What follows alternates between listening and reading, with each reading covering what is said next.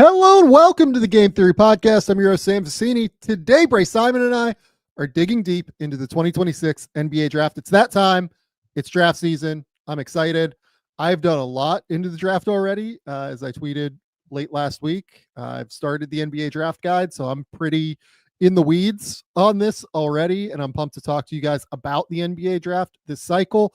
A lot of excitement at the top, some questions throughout the rest. So we'll talk about that. We will mention Keegan Murray being hurt at the top, just because I want to talk about that a little bit. Maybe some Ace Bailey stuff at the top. But until then, let's hit the music.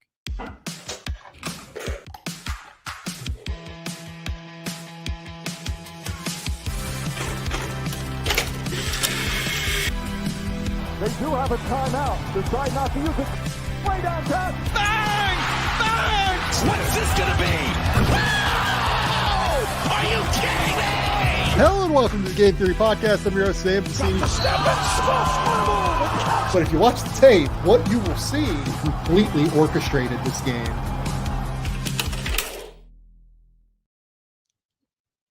Bryce, what's going on, buddy? What's up, Sam? I have three quick takeaways on the preseason.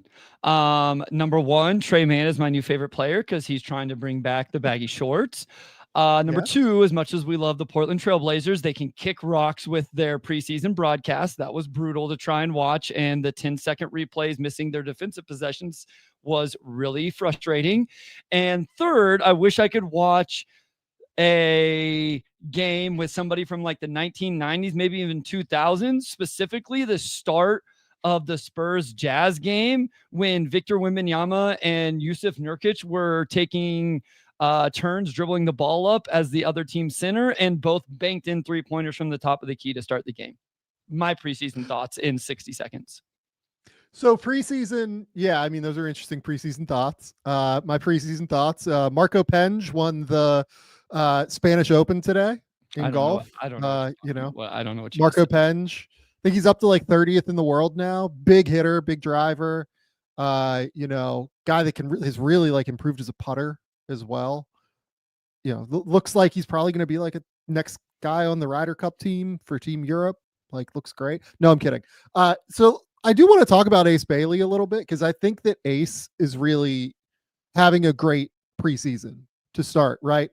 And it was interesting. Like, I just tossed on the first, half of Washington and Toronto, right? Like, while, kind of waiting for you and getting ready and all that stuff, right?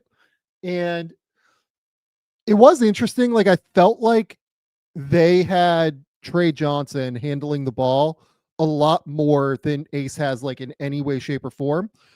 And in Utah, they're running Ace off of a ton of actions. They're minimizing the handle, right? Like, the reason that I loved Ace in Utah and why I talked about that pre-draft, I think there's literally a clip out there of me saying that, like, the best thing for Ace Bailey is to go to Utah because Will Hardy, like, has a proof of concept on these guys that he really knows how to, like, deal with play finishers who can shoot the shit out of the ball. Right? Like, he is unbelievable creating actions, creating flowing offense to be able to create positive infrastructures for a player like Ace Bailey to be able to score. And Ace looks great so far. Like, he looks fantastic running off these actions. He is so, like, quick and covers ground so quickly and is a very, very comfortable shooter. Like, the thing that I think people kind of got wrong just looking at the numbers is that Ace, like, might be a questionable shooter in some way because of the percentages.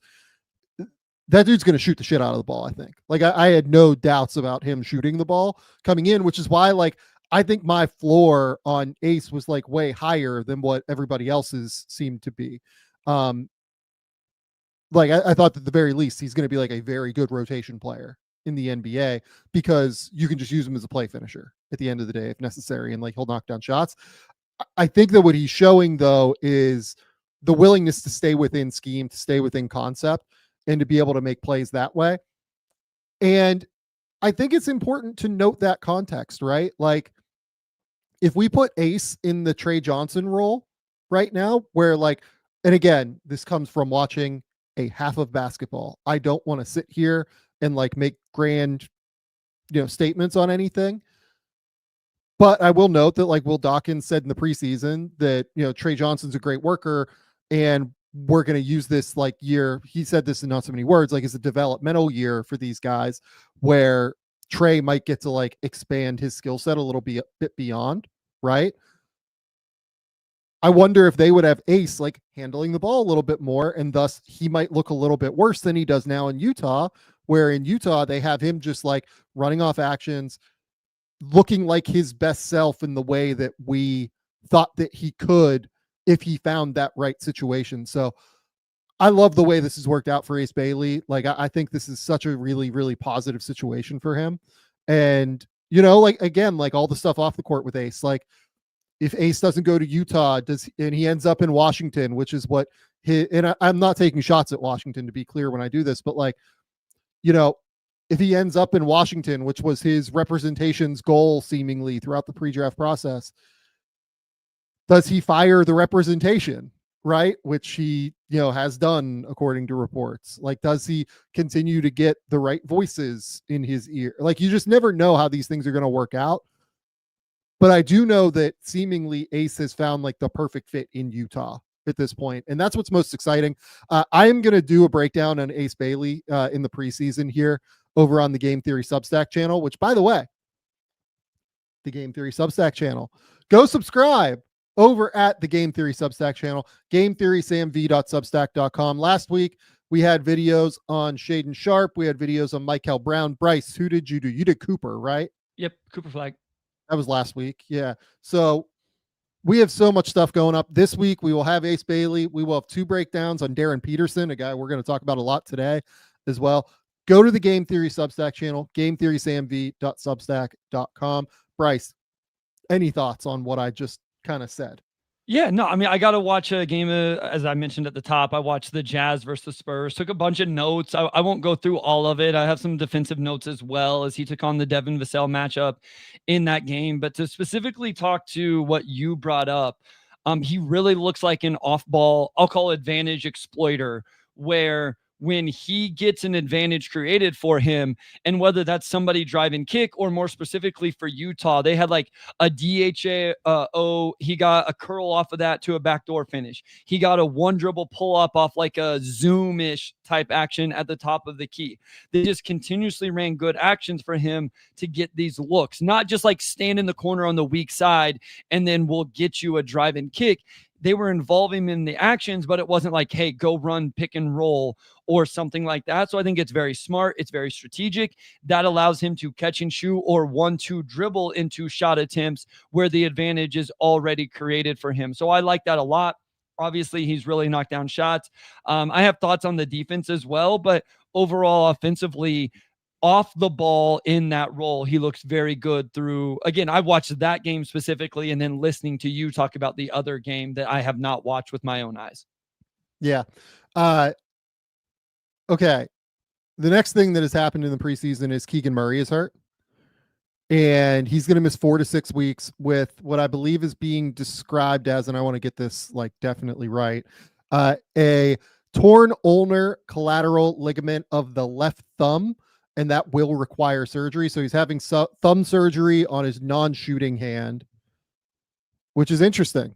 That is a huge bummer for the Kings because positionally he is incredibly important to them. Off-ball shooting, defense, incredibly important to them, in my opinion. They do have some guys that can like pick up the slack. Like you could slide Keon Ellis down a position. You know, obviously, Nick Clifford can come in as a rookie and play some minutes. You know, Devin Carter can take on like the Keon Ellis minutes at the 2 if you're sliding Keon down to the 3 potentially. Like there are different things that you can do to potentially try and like make this work. But the other piece of this is that Keegan is extension eligible right now. And I would imagine they're in the middle of negotiations to try and figure this out. I really hope that the Kings don't use this as a mechanism to try to lowball him in any way, shape, or form, because it's just a 4 to 6 week injury. What was your immediate thought when Keegan Murray, the announcement went down? So God's honest truth, my first thought was, here it begins this season for the Sacramento Kings that I think could go really, really bad. the second thing was, as people know, like big Keegan Murray fans here at Game Theory Podcast haven't necessarily loved the way he's been utilized the last couple of years in Sacramento. And I'm just like, okay, what is this going to mean for him moving forward? So it's unfortunate, but I mean, I don't think it's going to be a thing that like just derails his individual season. 4 to 6 weeks right now isn't great, but maybe hopefully best case scenario, he misses a month of the season. What would that be? 20-ish games is probably best case scenario. 4 to 6 weeks. Is that probably what we're looking at? I would say less than that in terms of games. Like best case scenario. Maybe even like 11 or 12 games is best case scenario, but because we still have 9 days left in the preseason. That's true. And so best case scenario is 4 weeks and then he's ready to get, okay. So yeah, maybe it's less than that. So again, I just don't think it derails his individual season. I am interested to see what Sacramento does now in the starting lineup, considering Keegan takes the toughest defensive matchups, but I think he'll be okay. Like you said, the biggest thing is what we're kind of winding down in terms of contract extensions for all of those guys in his rookie class. And I hope it doesn't really disrupt those conversations for him. I hope so as well. The Kings schedule early in the season, Phoenix, Utah, then the Lakers, probably without LeBron, we would guess on the 26th of October.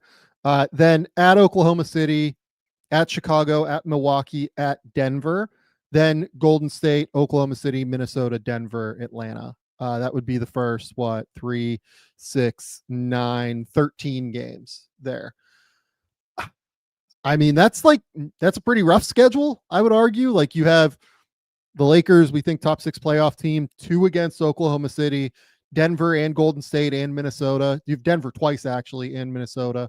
A lot of teams like particularly Golden State and Oklahoma City there where you probably need Keegan Murray defensively.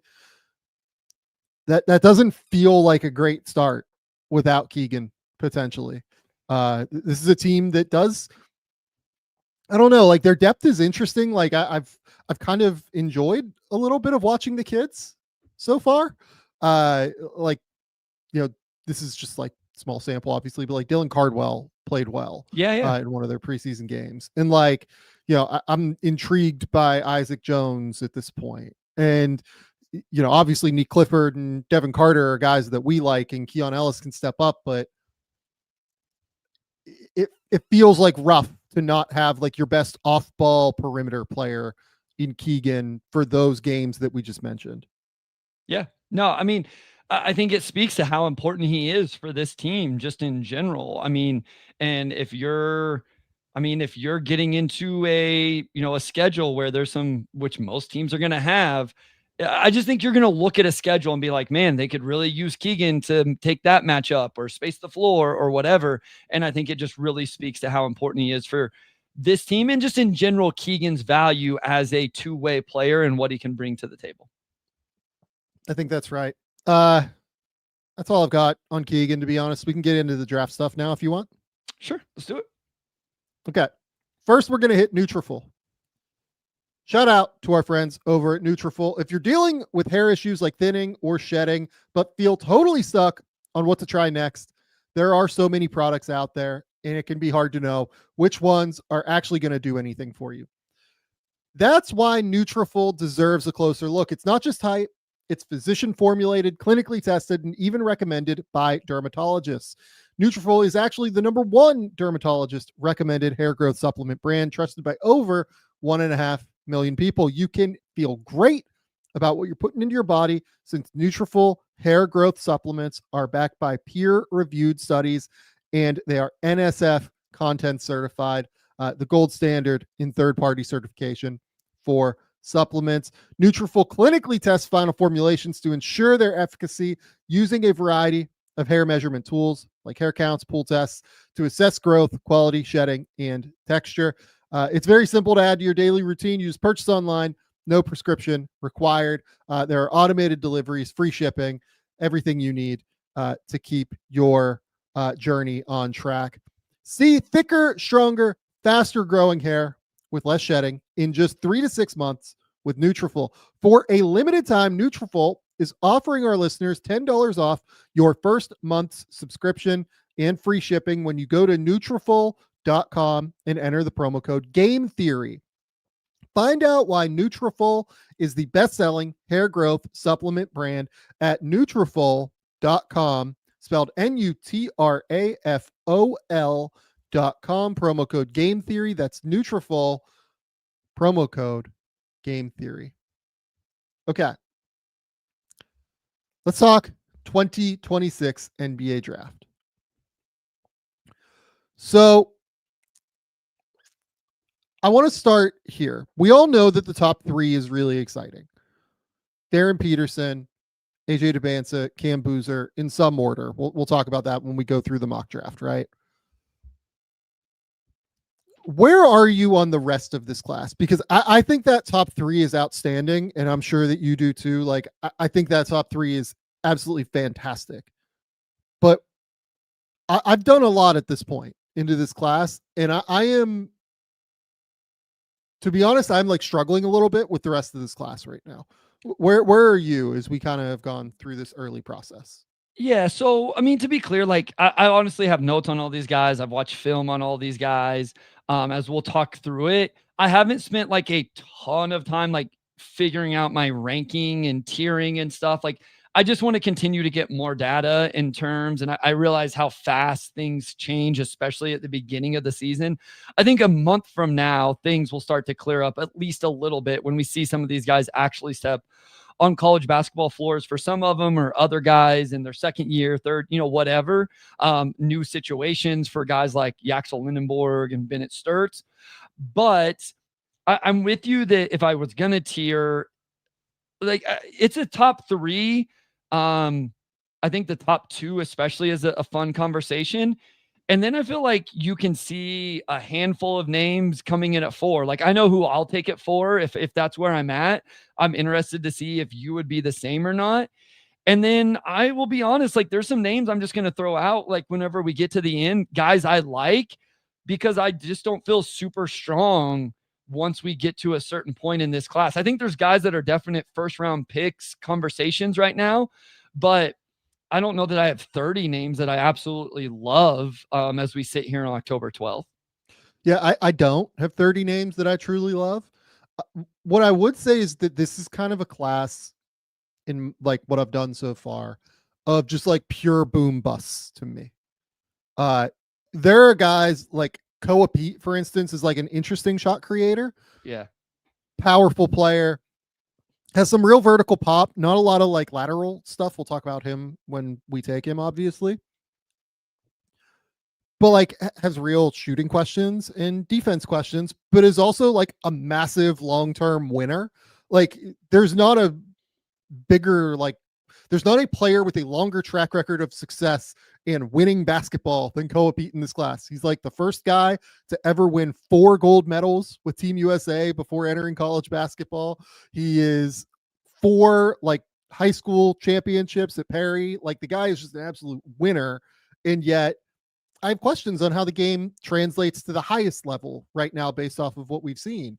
Chris Cenac Jr. is like the biggest boom bust guy. Like I can make the case that guy is going to be like the clear number 4 player in this class. I can make the case that he's like a second year guy at Houston based off of what we've seen so far. Like Braylon Mullins is going to be hit or miss for people. Jayden Quaintance is coming off of a knee injury, right? And I really love the defense. I don't totally know what the offense is yet. Yeah. Like, they're Dash Daniels we've talked about a lot so far, in the preseason, just because, NBL basketball, shout out NBL basketball. Like, I am truly fascinated to talk through all of these players a little bit early in the season. And I think that this is a class that's going to feature a whole lot of movement from like the number 4 spot down to, number 30 is kind of where I'm at. My guess is that there are players that emerge that we absolutely love, and this becomes more than just a 3-player draft. But right now it feels very like 3-player drafty to me. I think how I approach this today, because, like I get stressed about this stuff. And, when we do these in the awards, these are the episodes I actually stress about actively. And what I decided, I was just going to approach, like, we're going to talk about at least 30 names today. and people will hopefully appreciate us talking about 30 names. And we're going to look really, really dumb on 5 of these names. We're going to take somebody in the top 10 that may end up being a 2027 pick. And we're not going to talk about somebody that's going to end up in the first round. And I'm going to take somebody at 18 that I think is like, I'm really buying into in their second or third year in college, that ends up being the exact same player and doesn't get drafted at all. Like it's just gonna happen. Anybody who tries doing this on October 12th is going to do that. So I'm just approaching it as, we're going to talk about the big 3. We're going to talk about some other names that are probably definitely going to be first round picks. But if nothing else, I had somebody reach out recently and DM me, Sam, and said, hey, just an idea for you and Sam. If you don't want to do draft yet, maybe just do a college basketball preview with that, with that kind of like spin on it. Like, let's talk about Kansas. Okay, there's Darryn Peterson, but there's also who else on the roster. Yeah, and Cole so Rosario, Florida Dunga, yeah. And so we're going to do a little bit of that, because when we talk about Braylon Mullins, we'll probably talk about the Connecticut roster in general, and whether he gets picked or not. Like, we're going to talk about Terrace Reed Jr., whether in that conversation or maybe he does get picked. So if nothing else, maybe it's a little bit of a college basketball primer for people as well. So that's how I'm approaching this. As opposed to the next one we do, we'll have much better data to have like a legit sound first round, at least for me. You've done even more than me, obviously, in regards to this. So so the draft guide currently has 31,000 words written is where I'm at. Like, I've written, I think 13 ish guys, like something like that. I think 14 is where we're at right now. So yeah, I'm excited. I'm like very, very excited to kind of talk through all of this. I'm going to go first this time. Like, I'll just make this easy. And I'll make it difficult for you at number 4. Maybe, or no, 5. I know who I'm going to take. So can I give you a few numbers here just to set? I did some work over the summer on the last 5 drafts. Can I just give you some data just as people start putting boards together? Yeah, let's do it. So first round freshmen, you want to guess the average number of first round freshmen over the last 5 drafts? I knew this before the last 2 years. I would guess that it's probably right around 16. So it's 14.2 with a range of 12 to 18. That 12 and 18 literally happened in the last 2 drafts, where there was 12 in 2024 and 18 in 2025, which I think directly speaks to the variance in back-to-back seasons. Okay, how about non-college first-round picks? Because I think this is kind of interesting. And when I say non-college, I legit mean that included the Thompson twins with the OTE and the G League Ignite at one point. So this is first round 7 or 8 would be my guess. So it's 5.4, slightly trended up the last 2 seasons. And then just some numbers here. 4.2, exactly 2 years of college. So there's been 4.2, just over 4, exactly 2 years of college, 3.5, 3 years of college, 2 4 years of college, and then obviously so on an average year, just around 10 of college players 2+ years. And then real quick, and then I'll stop. The first pick has been a one or done or non-college player. And that is also true for picks 2 and 3. Top 5, 23 of the 25 have been one and done or non-college players. So, and a lot of the outliers come from the 2022 draft. So just some interesting numbers at the top whenever you're looking at filling out a first round pick or first round board, and just top 5 in general. So yeah, it is interesting. And like, I think if you look at my board right now, let's take a look. So, we've got 1, 2, 3, 4, 5, 6, 7, 8, 9, 10, 11, 12, 13. I believe I have 13 freshmen in the first round right now. So, right in the ballpark of where we're at. Non-college guys, this international class is like very questionable. No, that's why I found those numbers interesting, specifically for this class, as we start to look at names. The other piece of this that is interesting as well, in my opinion at least, is that this was really the first offseason where the NIL bag became so great, that guys had to stay. Yeah, right? sure. So I would venture that we probably get more 2, 3, 4 sophomores, year. juniors, Yeah. seniors Fair. than what we typically get.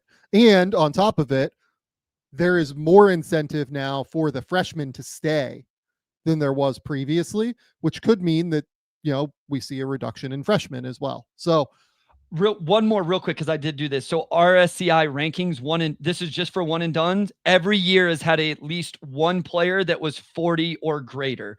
And a lot of, and in some years had more than one. So those are the guys that I think are hardest to find, but it will happen based on historical, like 80th, 90th, 71st, like it's gonna happen where, like, I've only really dug into the top 10 and then some other very specific name, but most likely there's a guy that was ranked 40 to 80 that's going to end up being a one and done. So I wanted to throw that out there as well.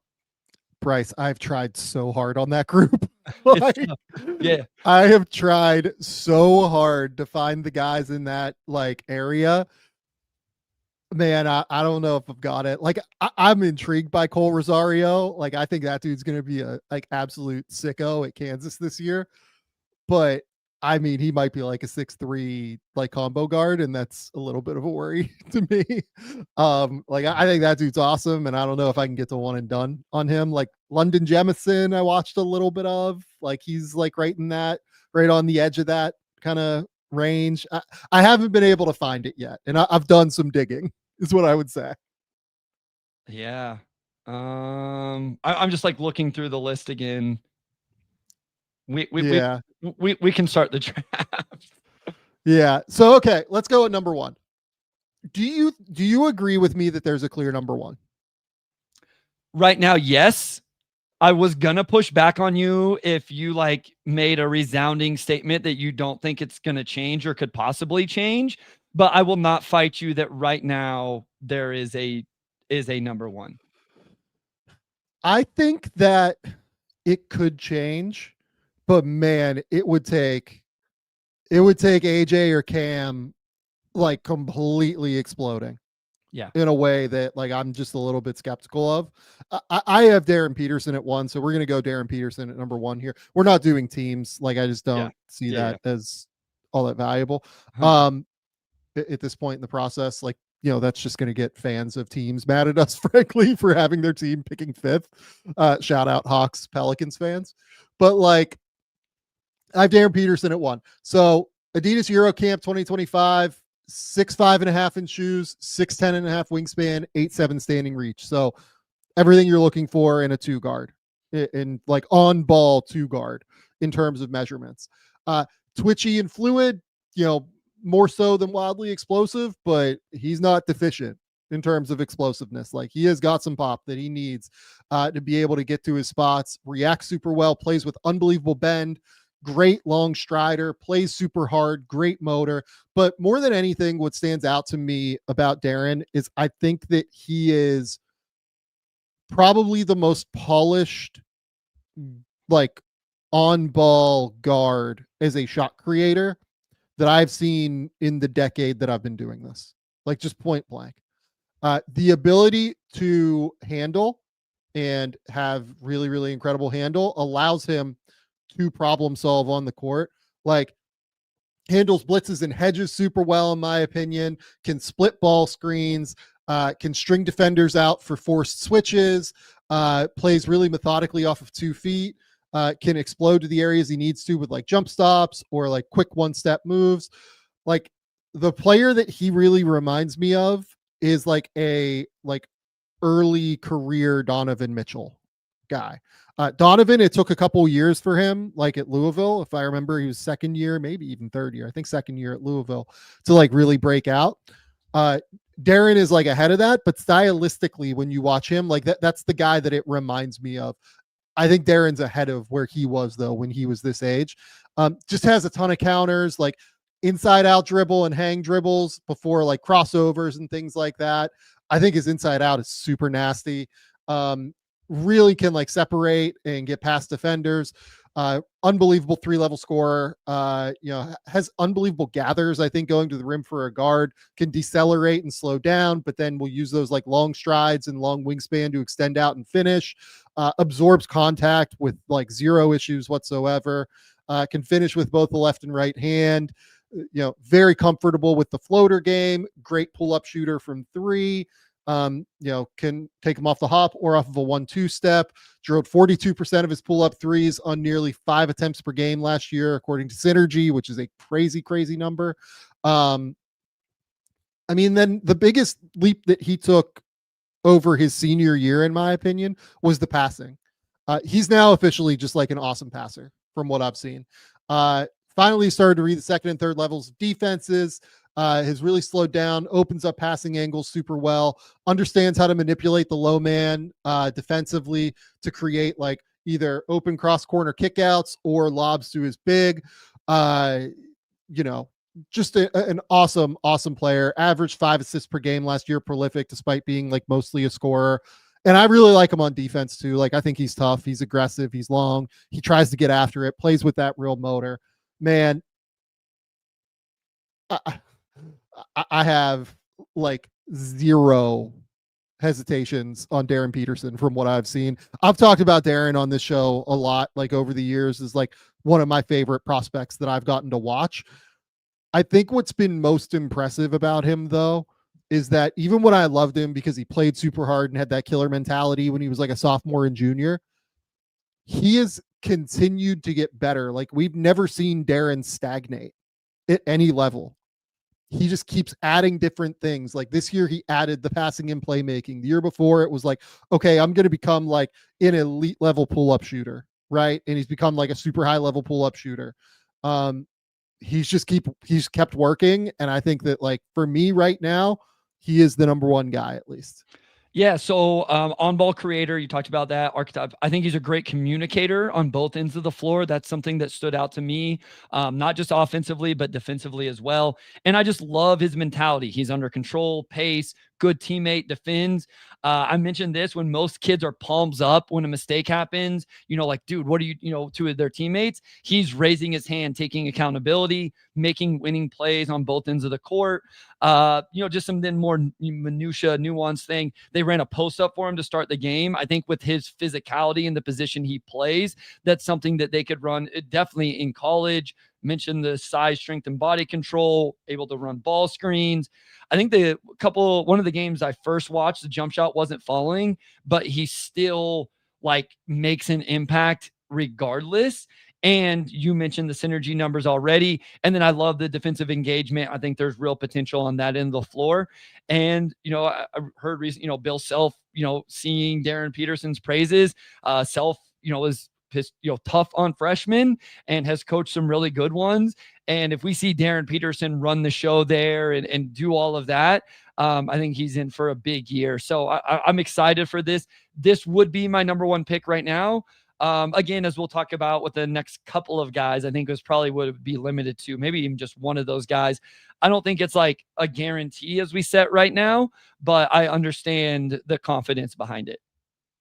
Yeah. Someone asked Peterson's going to play point guard this year. No, I mean, he's an on-ball guard. Yes. I would say yes. Whether you want to call it point guard or Sam, whatever. Sam, you said you mentioned his measurables as a 2 guard, and I think all you were saying was his measurables would even be good for a 2 guard. I think people may have taken that the wrong way when you said that. Well, and look, this is my guess, right? I haven't been in practice with Kansas, but like, just given what they have, I would guess that Cole Rosario is going to start with him.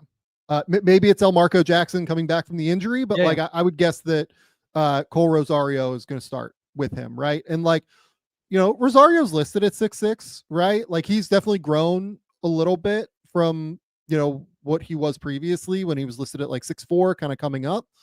But I don't know, like maybe they like kind of share some of the ball handling here and there a little bit. Like we'll see. But I think that Rosario is really good, and I think that getting a chance to play with those 2 guys in the backcourt is look, you have guys who can like dribble, pass, and shoot at the end of the day, right? Like that's the goal. Rosario's handle isn't like incredible or anything. Like I don't know that he's a point guard in the NBA by any stretch of the imagination, but I think he has enough like decision making and has enough handle in college to be able to like share some of those responsibilities with Peterson. Yeah. No, I mean, and to that point, it would really come down to Peterson's catch and shoot 3-point numbers aren't as good as the dribble 3-point numbers. So it'd be interesting, but you create advantages and then let Peterson attack a closeout. And I think he's going to be okay. Yeah. Okay. Bryce, you're up at number 2. I'll take AJ Dybantsa. I realize. Ooh, okay. Cool. Oh, you are not at Dybantsa number 2. Okay. Love it. Listen, I am not. Let's go. So, this was for a long time. He was, like, this is the kid you knew even as a sophomore and all of that. And I feel like there's been his trend, as crazy as it is to say, I don't know where you have Dybantsa. I don't know if you still have him 3 or not. I do. Okay. Yeah. So it's not like he's trended down like outside of the lottery or something, but there does seem to be like a somewhat trend down with him where, again, like 2 years ago, I was watching this guy in EYBL whenever, you're watching other people. So I like his just size. I like his athleticism. I like the the shooting numbers. Like if you look at Utah prep, he was 40% on unguarded catch and shoots, 35% on a ton of dribble 3-pointers. The dribble 2-pointers, not as good. The at the rim numbers, I think, are encouraging. Obviously, probably a lot of that in transition. I love the elevation on the jump shot. To me, when I watched Dybantsa, and this is why I just can't quit him as a number 2 and potentially even as a number 1, is he just, to me, he is the prototypical wing that NBA teams are often looking for. Now, is he a realized version of that? Definitely not. There's some real defensive concerns. I think at times he doesn't give the right effort. There's times where the awareness is off. Either he gets too locked into his man or too locked into the ball. I do think he has a great rebounding impact and he can really provide value in that way. I'm just really interested at BYU this year. How does the shooting come along? How does all of the off the ball offense, like, is he shooting off movement, off screens, backdooring, getting out in transition, all of that stuff? But also, can he do some on ball things as well? There are possessions that are really interesting where, he will play with nuance, keep a defender on a hip, and then, make a pass. But how consistent can he get with all of those little nuance things?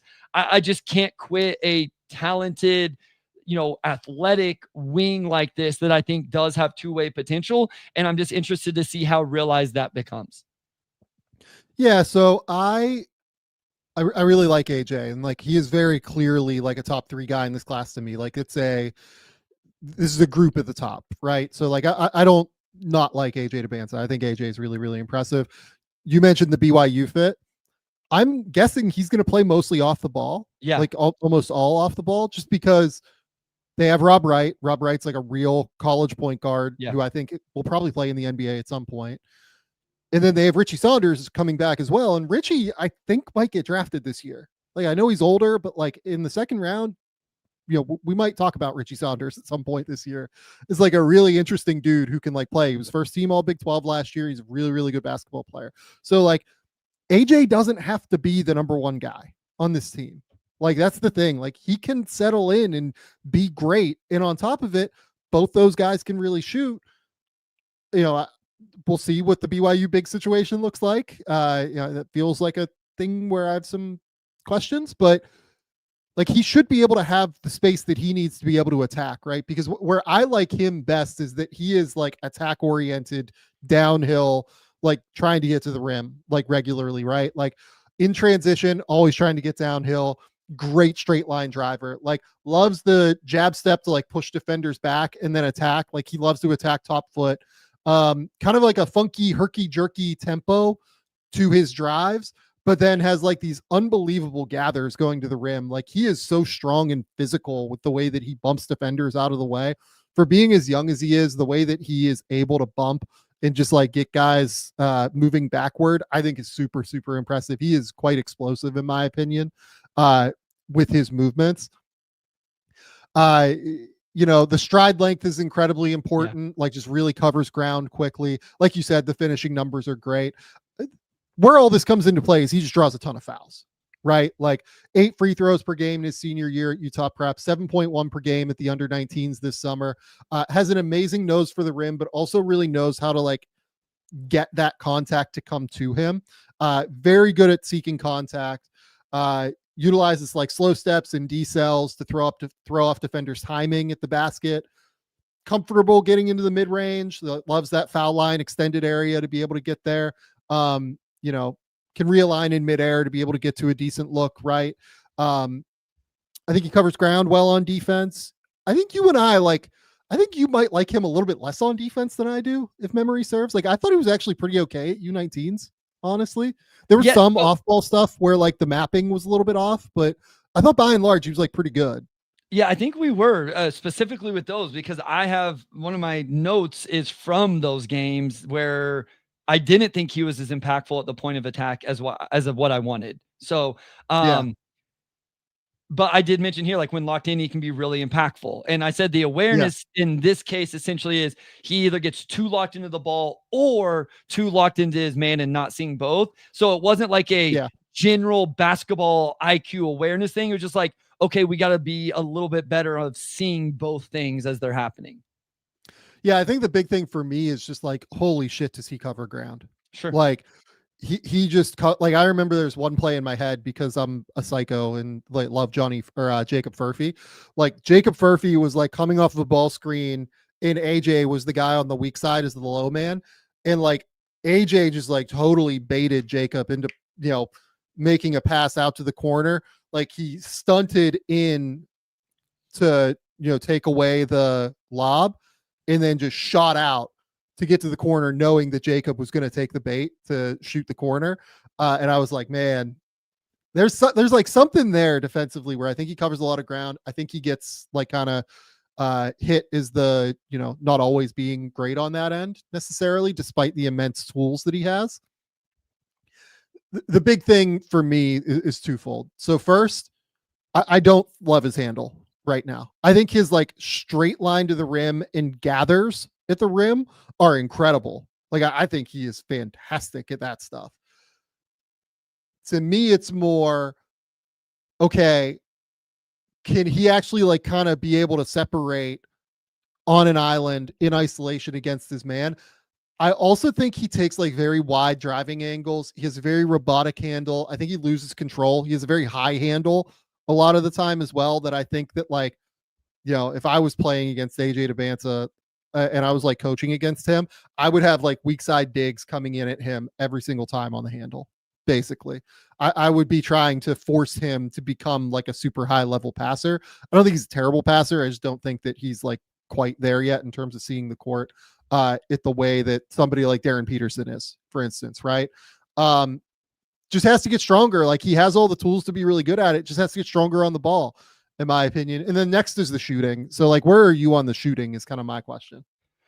It sounds like maybe I'm a little bit more encouraged. I think I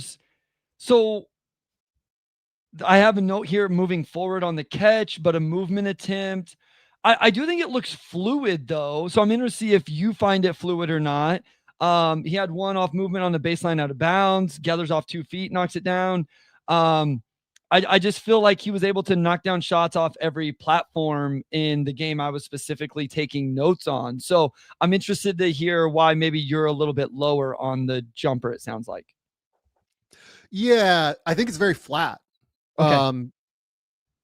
Like, I think he can knock down shots off of different platforms in the mid-range, but as you get out to the 3-point line, especially to the NBA 3-point line where it's 24 feet, sure, the flatness on the jumper just gives you so much less room for error.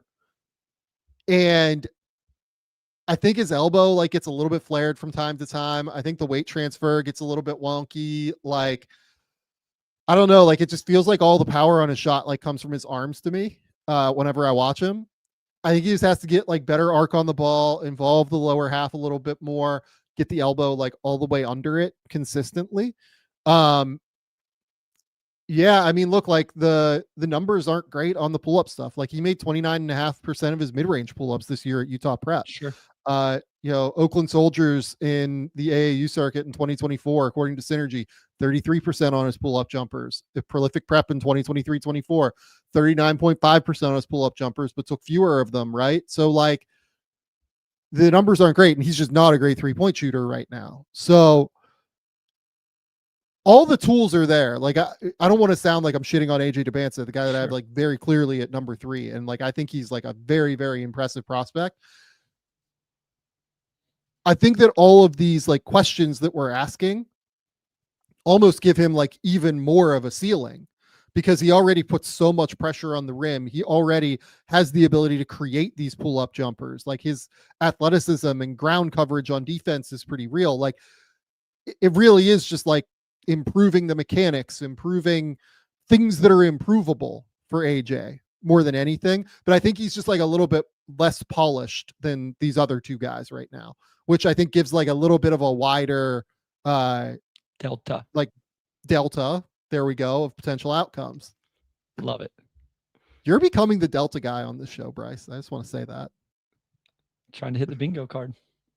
You really are. Okay, I'll go at number 3 now. Do you have anything else to say on Dybantsa at this point? No. Okay, so Cam Boozer is the third guy. I'd imagine you have Cam Boozer at 3. I do. Most productive player in the 2025 recruiting class. Look, I think he's listed at 6'9" with Duke. I'll confirm that, while we're talking. But, the measurements will be interesting to me. I think that that's something that NBA teams have like they want to see them, is what I would say. But most productive player in the 2025 recruiting class. No player has been more dominant statistically. In 26 games on Synergy at Columbus this past year, 22, 11, and 3.5 while shooting 55, 40, 80. With Night Riders on the EYBL circuit in the summer, 23, 13, and 3.5, led the EYBL in both scoring and rebounding. You just know what you're getting every single night with them. Unbelievable intersection of balance, fluidity, and strength for his age. You can't dislodge him from his spots when he gets there. Absorbs and also initiates contact at a super high level. Never seems to like get off balance where he's not able to access that strength, in my opinion. Like the footwork is so good that he almost always seems to win the leverage game. Plays with great bend. Has unbelievable hands. Like that's the maybe thing that stands out most to me when I watch him. His hand, like he catches everything. Just catches absolutely everything in his area. I think he has long arms. Like I think the wingspan's like something like 7 foot, 7'1", like somewhere in that ballpark. Unbelievable rebounder. I think he's way more polished offensively than what people think. Great footwork. He'll be like an incredible mismatch 4 in the college game that I think can play up to the 5. In the NBA, I expect him to be more of like a mismatch 4. Face-up game is fantastic. Catches the foul line and can jab step, then attack. Has some great spin moves and drop steps. Just, again, like pad level's always lower than the opposition. Always wins the leverage game. Very comfortable handling the ball now for a bigger like dude that's going to be like a 4, occasionally play the 5, in my opinion. Not like wildly shifty or creative, but just changes pace super well.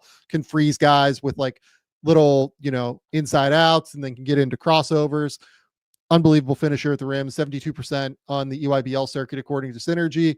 Has drastically improved as a shooter, hit 38.2% of his catch and shoot threes, according to Synergy at Columbus last year. And then also 42.6% of his pull-up threes. Just this incredible intersection of basketball IQ, strength, touch, hands, footwork. All of it comes together in just this like unbelievable way to me, to where you never know what you're getting with him. Like he is so varied in his attacks that like you can play him as the ball handler in ball screens. You can play him as the screener in ball screens. He can pick and pop. He can pick and short roll. He can pick and roll all the way to the rim. Like unbelievable passer, smart defender who just knows where to be, like communicates super well out there on the court already. The weaknesses are like below the rim finisher, obviously not a wildly explosive athlete, like doesn't have a ton of physical pop. How effective will the pull-up game be? Like, is this a guy that really needs to be like a monster pull-up shooter? something I notice is that like it takes them a little bit of a second to get into the pull up. Like it takes them a little bit longer. It's not as natural and fluid as it is for even somebody like AJ, right? Like AJ can get into that shot super easily. Like Cam, it takes that little extra second to get there. Slower ball pickup. Only took 2.5 half court pull up attempts per game in high school, according to Synergy. And then defensively, like there will just be questions about what the role is. When you watch him, you know, what are your thoughts on Cam Boozer? Yeah, so like I have archetype, offense, defense, and under the archetype, my note is love his versatility. So just to speak on what you just said, faces up, off the dribble, post up, catch and shoot, attack a closeout, ball screen, off ball cut. You know, like he just has the variance of being able to attack in all of those different ways. Love the follow through on the jumper. He had a smooth movement one in transition. I think he's going to be a monster on the offensive boards. He's going to really work over college guys on this. And I think he understands positioning, getting position early, anticipating shots, but then also like will show the nuance of a swim move or something like that to get around a box out to then get that position, can finish with both hands. And then, yeah, my defensive notes were a little more limited. I do think he should be impactful as like a low man rotation defender. It's just like, okay, where does that value end up being as a 4-man in terms of like just being a good positional defender that's not like overly bouncy and long and athletic and all of those things? Like how far can that impact go? But I agree with everything you said offensively, just in terms of the polish and the game and the versatility. It just feels so similar to how people questioned Kevin Love coming in. Sure. To me. And like Kevin Love is, you know, this guy that's working on what, like year 20 in the NBA or something like that. So right? I turned on that Jazz game the other day. Is like, oh, forgot Kevin Love was there in Utah. That's interesting. Like 5-time All-Star, 2-time All-NBA player. Like it, you know, Kevin Love was a real problem when he was in Minnesota and obviously played a huge role in those Cleveland title teams. Like, man, I don't know, man. That's teams, like they won plural, they won one, obviously, but like, I think Cam Boozer's a stud, dude. Like, I think this guy is as certain to be a good NBA player at the very least as like somebody that I've seen in a while. Like he is. It's hard to see all of these things failing from the strength perspective, the touch as a scorer, the finishing, the basketball IQ, the hands. It's just all there. Like he is such a stud that there's almost like no way that Boozer fails in the NBA. Now, like I'll hear out the upside arguments in terms of like what that is and, you know, what he can be, but yeah, like if he ends up going 20-10 again at Duke this year, which I think is like entirely plausible, like I think he's that good. I do wonder if we end up having a conversation about him at 1. Sure. No, I mean, I think for me, it's probably more Dybantsa. For you, obviously, it's more Boozer, but it's a very solid 3 right now. And Boozer, like I think it would be interesting to see him fall out of that. Maybe somebody would have to show an insane ceiling or start to really capitalize on that ceiling, because I mean, I think the guy I'm about to take it for could be God knows where on your board right now. Like that's what we're about to get into, I feel like. Okay, let's do it. Let's go to number 4. I'm going to take Ament. And this for me is like my archetype. Like it just, one thing we didn't mention with Boozer is I just love like guys that I feel like can really play the 4, and Boozer can obviously do like true forwards. Ament is probably more like being able to play small forward as well with the ball skills and the passing and those things he can do. I just love a size and skilled forward like this.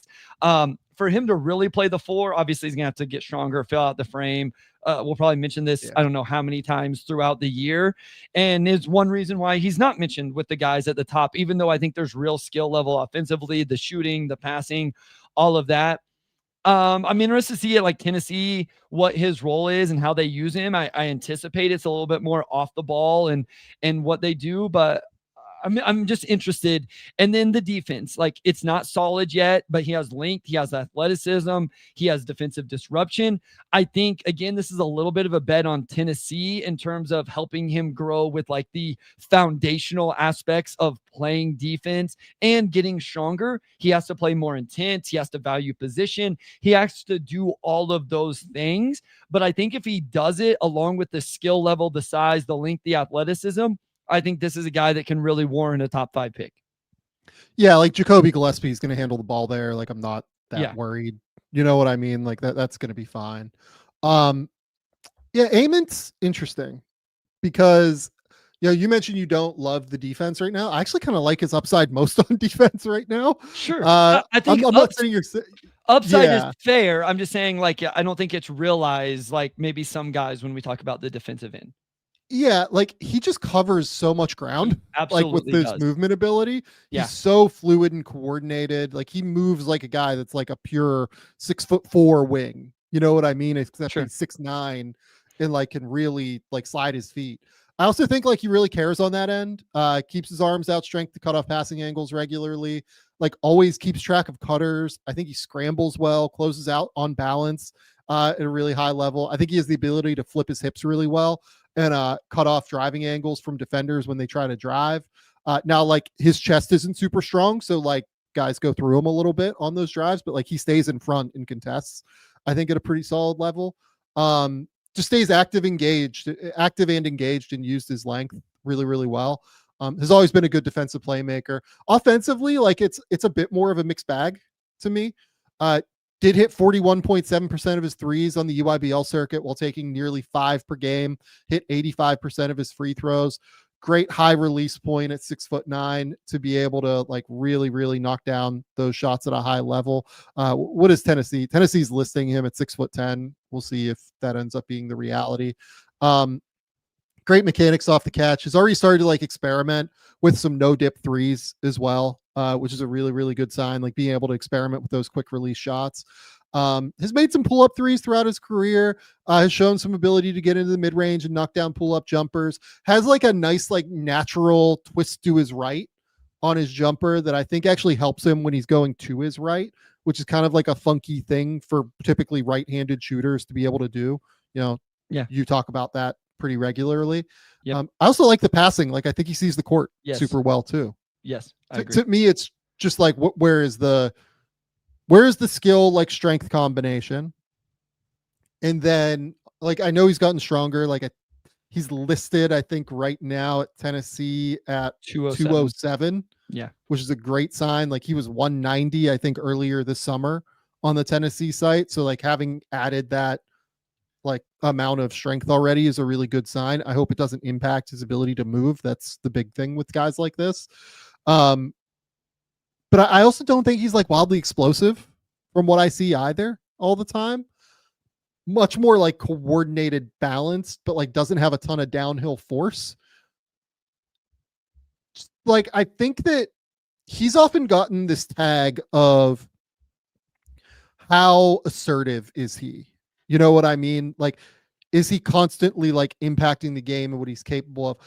I don't like from what I see with him, it's not an assertiveness question. It's like more of a skill question because I don't think his handle's all that great right now. And I think he just gets bumped off lines way too easily. Yeah. So like he can't really get to where he needs to go to. Yeah.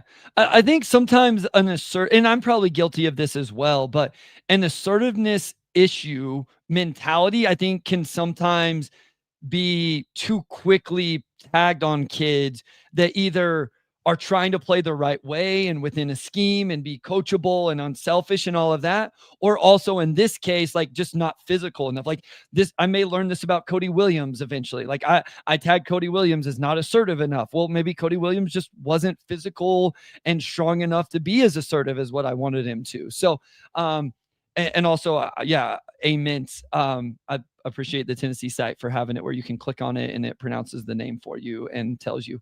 I always appreciate that as we go through the draft process. So I think that could be the case with him, where obviously you just got to develop the strength. Like I said at the top, we're going to mention this multiple times throughout the year. Yeah, it's a strength issue for me as much as anything, and also like a skill issue. But you see the strength issue also pop up in the way that he pressures the rim. He doesn't like pressure the rim at all right now. He averaged 1.8 attempts per game in half court settings this year, and a lot of those felt like they were off of cuts to me. And he made only 54.2% of his attempts at the rim per synergy, which is like very, very low. Or no, I'm sorry, the year before even. So wait, let me look through this. So he was actually at 43% on the Adidas circuit last year at the rim, and then was at 54.2% the year before. He just doesn't play through bumps and like maintain his balance all that well right now. Through contact is the big issue here. Yeah, like on the ball can get driven through his chest a bit defensively. Definitely got used at Highland a lot as like a roaming help defender in the games that I watched. Yeah, like had some real switchability, but like just wasn't really the role, right? Look, like this is like your Riz-a-Shea kind of archetype Yeah, to me, sure. right? But like honestly, like maybe a better shooter than Riz-a-Shea. And that's like a really, really valuable thing to have. Yeah, no, I like that. That's interesting. Yeah, and you loved Riz-a-Shea, so like I did. I'm not surprised that you like Nate Ament. No, listen, it's my archetype, Sam. It just at the end of the day, it just is, and I'm gonna continue to, I don't know, be wrong or right. Eventually, I'll learn, but it is what it is for now. Okay, number 5.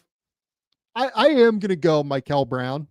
Yep. Part of the reason I'm doing this is because, look, I have questions about like smaller guards who don't defend, and Mikel is not that small. Like, I'm a little bit skeptical that what Louisville has him listed at 6'5" is right, but I do think that he is tall enough to like be okay if he can fill out his frame. The problem is that like the frame is not great. He's also continued to add more athleticism and bounce, and he's gotten stronger and quicker as he's, continued to grow and put on. Like, he's a guy that was very small when he was a freshman and sophomore and has like continued to have growth spurts throughout his high school career and get bigger. The big thing for me though with Brown is just the ability to have this intersection of shooting and passing. Yeah. I think he's like a monster shooter. Drilled 47.6% of his 6 3-point attempts per game this past summer. In 6 tracked games on Synergy for DME Academy, where he played last year, drilled 37% on over 11 3-point attempts per game. And many of those are just like completely absurd pull-up jumpers. If he gets even like an inch, he's firing from 3. Great weapon off the catch.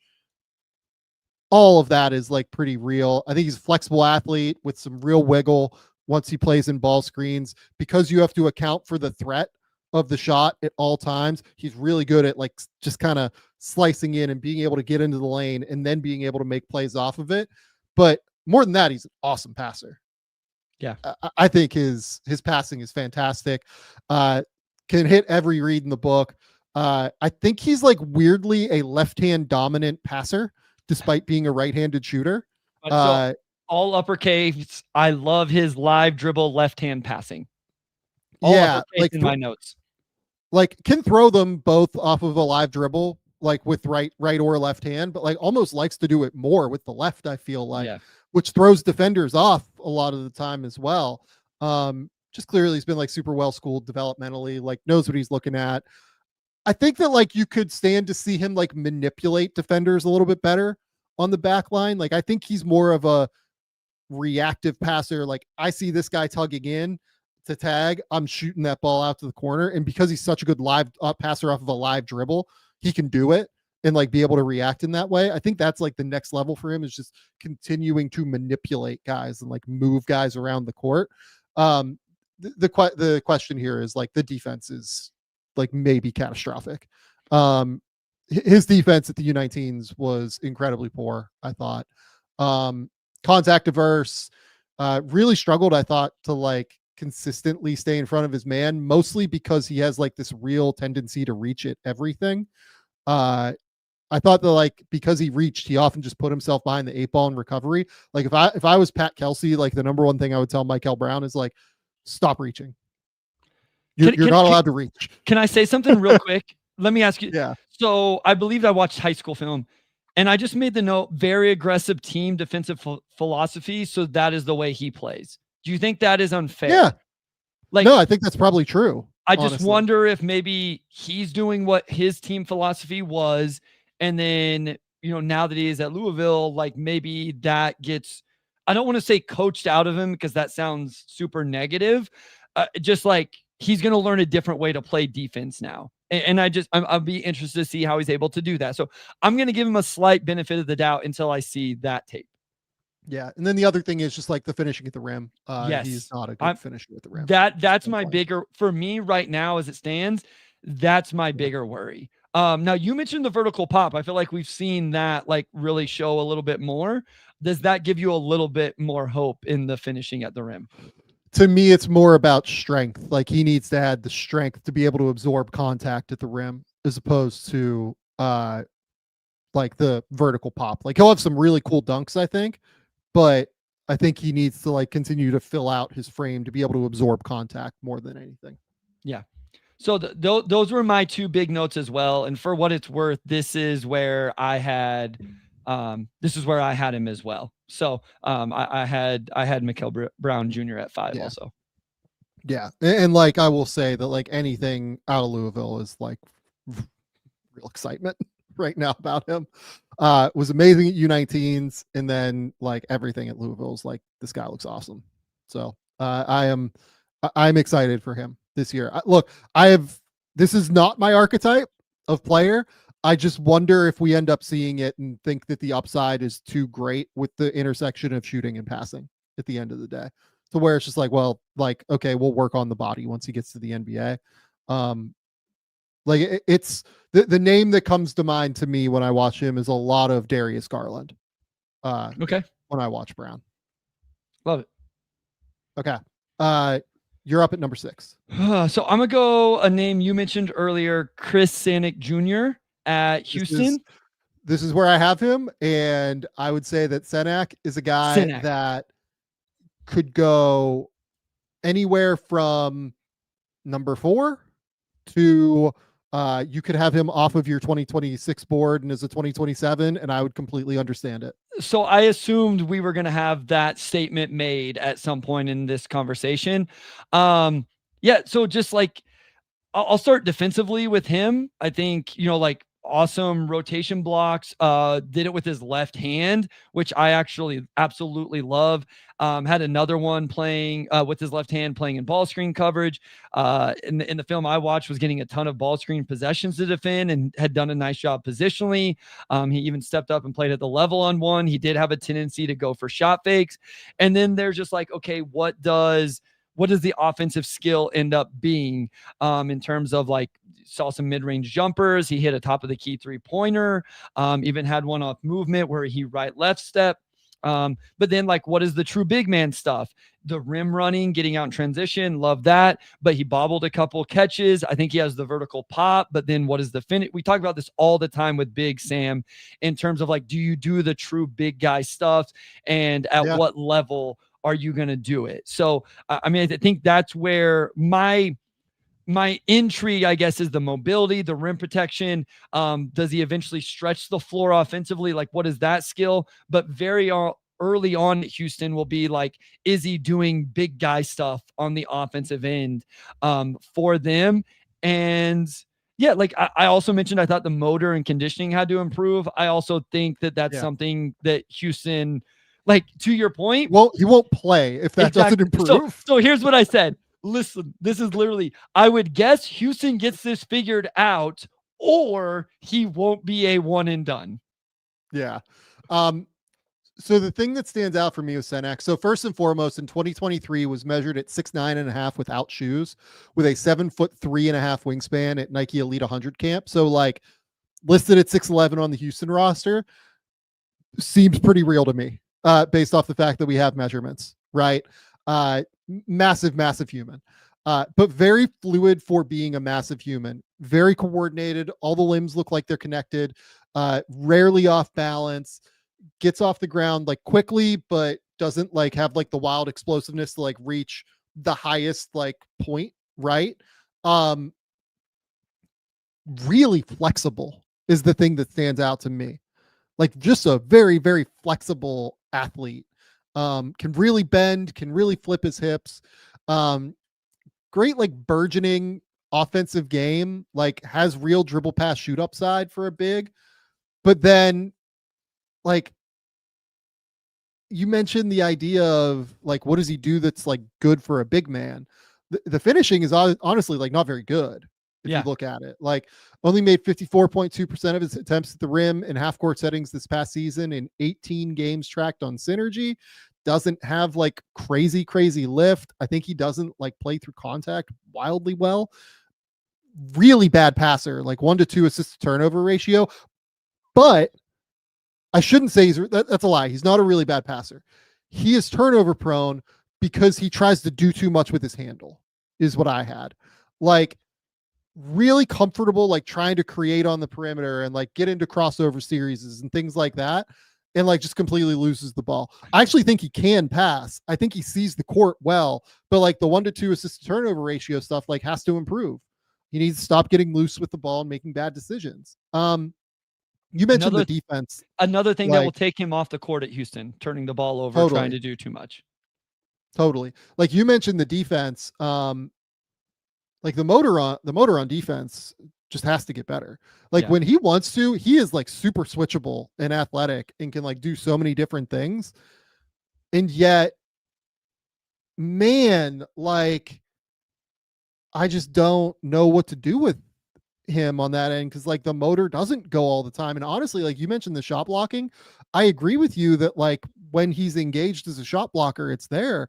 But like I thought that his game against, I think it was against Lehigh, it was in March. I thought it was one of the most impressive games I saw from a prospect, just point blank. The entire, like everything. Like he had 22, 11, and 5 blocks and dominated the game on both ends of the court. Like completely took it over. And then other games, like there was just no rim protection. Like he was late rotating across and like just wasn't always there. Like it's the engagement to me. Yep. It's all the engagement. Offensively, like, you know, has all the dribble pass shoot stuff. I think he's going to shoot it. I don't know how you feel about that, but like the reason I have him at 6 is because I think he will shoot it. Yep. So I'm going to say a name here that it reminded me of. Can I guess? And I want to be very clear that Chris Cenac is a worse shooter and a much less engaged defender than what this guy is, which makes him almost like a totally different player, right? In some respects, because the two things that this guy does is shoot and defend. He shoots and he defends. But athletically, in terms of the way that he moves and the tools and like the strength, like he's 250 pounds already, but moves this way, is reminiscent of Jaren Jackson to me. Okay. Like just the movement and the like strength and the ability to like really bend despite being that size. Like that's the name where I look at it and I'm like, okay, if this all comes together, that's probably what it looks like, but he's starting from a much lower level. So it's going to take real development and improvement. The good news is that Houston is this incredible program to go to be able to do these things. So like very, very different in terms of like what he has done so far than Jaren, but just athletically when I watch him, like that's what it reminds me of. Yeah, that makes sense because I've seen a lot of like Chris Bosh, Khalil, and then like a more recent example would be Khalil Ware, and those body types are a little bit different, obviously, than Jaren. But with Khalil Ware, you had the same idea of the motor and all of that, even coming out of high school, and then as we know, that stayed with him through college. And, as we mentioned, him going and playing for the Miami Heat was a great landing spot for Khalil Ware because we thought if anybody was going to get it out of him, it would be the Miami Heat. And I think in this case, it's better for Cenac because you're getting it in college with Houston as your... Is that a rat joins us? Is that a rat? What is that? This is Penny the dog. She demanded to come in. She was scratching at the door.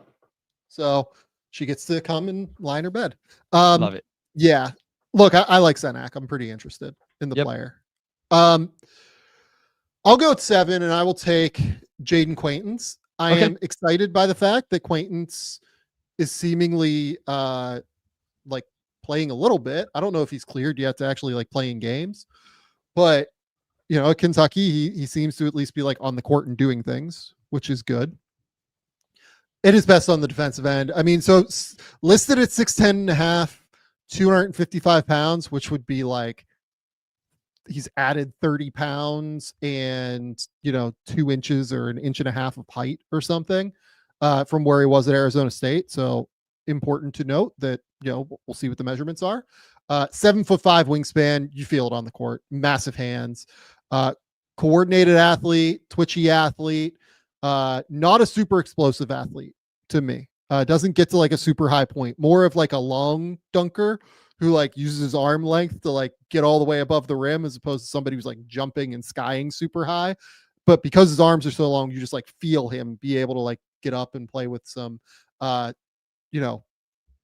guess like power around the rim. But that's a real question. I mean, I love Quaintance on defense. Was an all defense player in the Big 12 as a freshman last year, despite not even being eligible for the draft. Unbelievable ball screen defender. Just unbelievable ball screen defender to me. Great at playing in drop. Great at playing at the level. Can hedge. Showed real switchability. I think what I like most about Quaintance is that instead of being reactive to what offensive players do, he is proactive in how he attacks offensive players. Like he will jab step out or stun at ball handlers to like try and drive them back and think that the ball handler then has the open lob or like anything like that to be able to get to his rolling big. But then he'll just like immediately retreat back and force you to be able to make this like really difficult read like in a split second because of how smart he is, right? So long, like you have to know where his hands are all the time. Gets a ton of deflections, takes up a ton of space in the gap between the ball handler and the roller and ball screens. Like unbelievable baiting offensive players into doing what he wants them to do. Like I said, great at the cat and mouse game with those little lunges toward the ball handler. Great in drop, has enough length to be able to react to get out to pull up shooters as well. Good post defender, I thought. Just incredible on defense.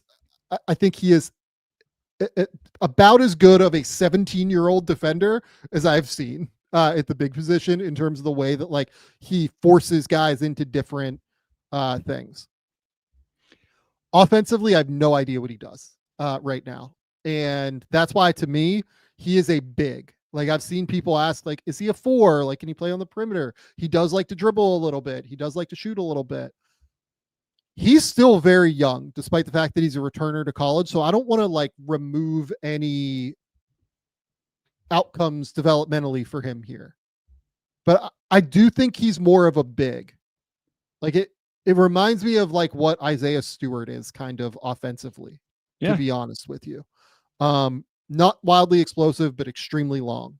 So like, can he consistently finish at the rim is like a real question to me. Can he put rim pressure on is a real question to me. But everything that this guy does defensively, I love. And I am such a massive fan of. So I had Quaintance in my top 10. I actually have him at 10 right now. You mentioned it, energy big. He is an undersized center if you're like looking for his position. So I agree with you in terms of being a big, like the skill level would have to really come for him to be, I guess, a forward. Versatile and disruptive defender and rebounder, questionable offensive role. As we've talked about, if he answers that question, he's, has a real case to get into the top 5, which we're kind of at anyway. I mean, if he really comes around offensively, he's going to maybe even, I won't go crazy, but big time offensive rebounding numbers. Love that you mentioned the versatility on the defensive end. One of the games I watched, he like literally matched up with the opposing team's point guard. Now that didn't always go great, but I think it just speaks to definitely switchability.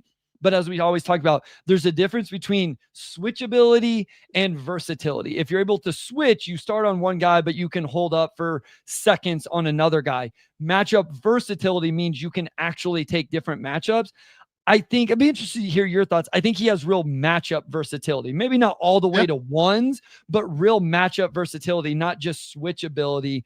And yeah, the length and all of that to go along with the disruption in a multitude of ways. Love him defensively. Can't wait to see what he looks like on the offensive end this year.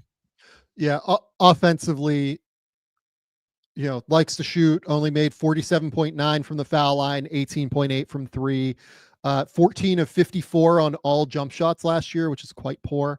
I think he just looks very stiff as a jump shooter right now. I think a good shooting coach could really help iron him out. I think that when I watch him, I'm like, the lower half does not look connected to the upper half. It kind of reminds me of I don't know if you remember Aaron Gordon at Arizona, where Aaron, they're different in terms of the issue, but Aaron Gordon, his legs would be entirely straight legged and stiff when he would shoot, and he'd just shoot the ball from three, and kind of flip it toward the rim with his elbow basically in his wrist. Totally different in terms of what the problems are, but there was a real disconnection from lower half to upper half with Aaron Gordon. That's what there's a real disconnect between his lower half and his upper half in terms of the shooting. Interior scoring is okay, just not wildly explosive vertically yet.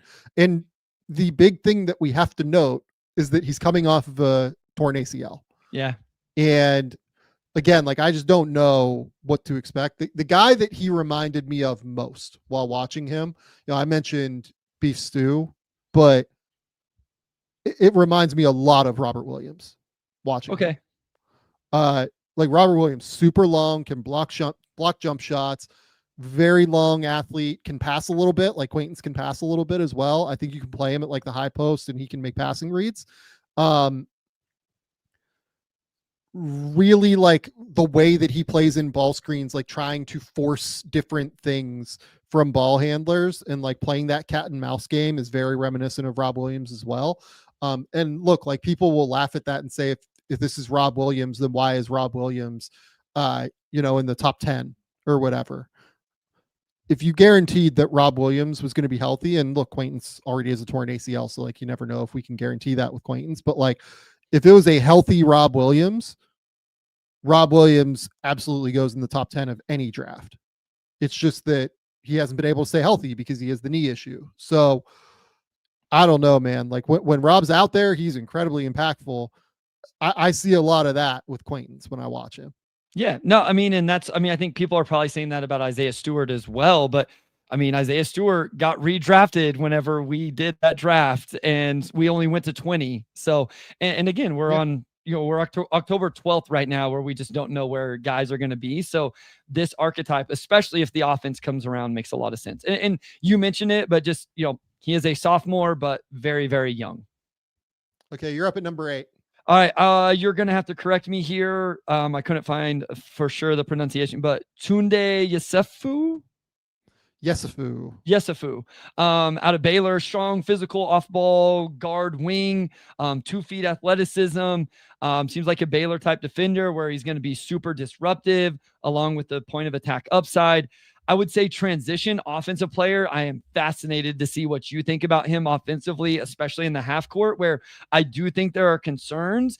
And this is another one that could go the other direction very quickly if we don't see the half court kind of refinement, shot making, catch and shoot, all of that. I do think it has a ways to go, but I think he can get downhill. Will it be productive when he gets downhill? Again, what is the jumper? But I do think defensively, he has real potential, a defensive disruptor off the ball. And I think he has the tools to be a big time point of attack defender as well. So again, I think the half court offense refinement and skill level is the biggest thing I'm looking for with him at Baylor this year. So just physically, not at all in terms of his game, but physically, basically Anthony Edwards, 6'4" Sure. without shoes, 6'8.5" wingspan, 8'6" standing reach, built like a linebacker, super powerful, physical explosiveness, strong, all that stuff, right? Doesn't have Ant's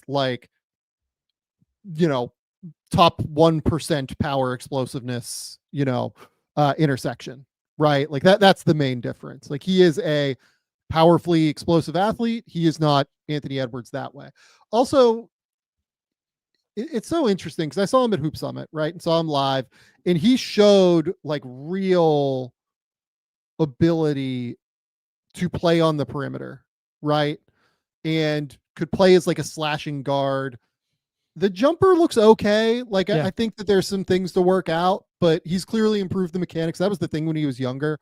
Like he I think is the all-time leading scorer in like California State history. Yeah. In high school, but like did it all as like a, you know, power 4 man when he was young, like even like the first 3 years, honestly, of high school.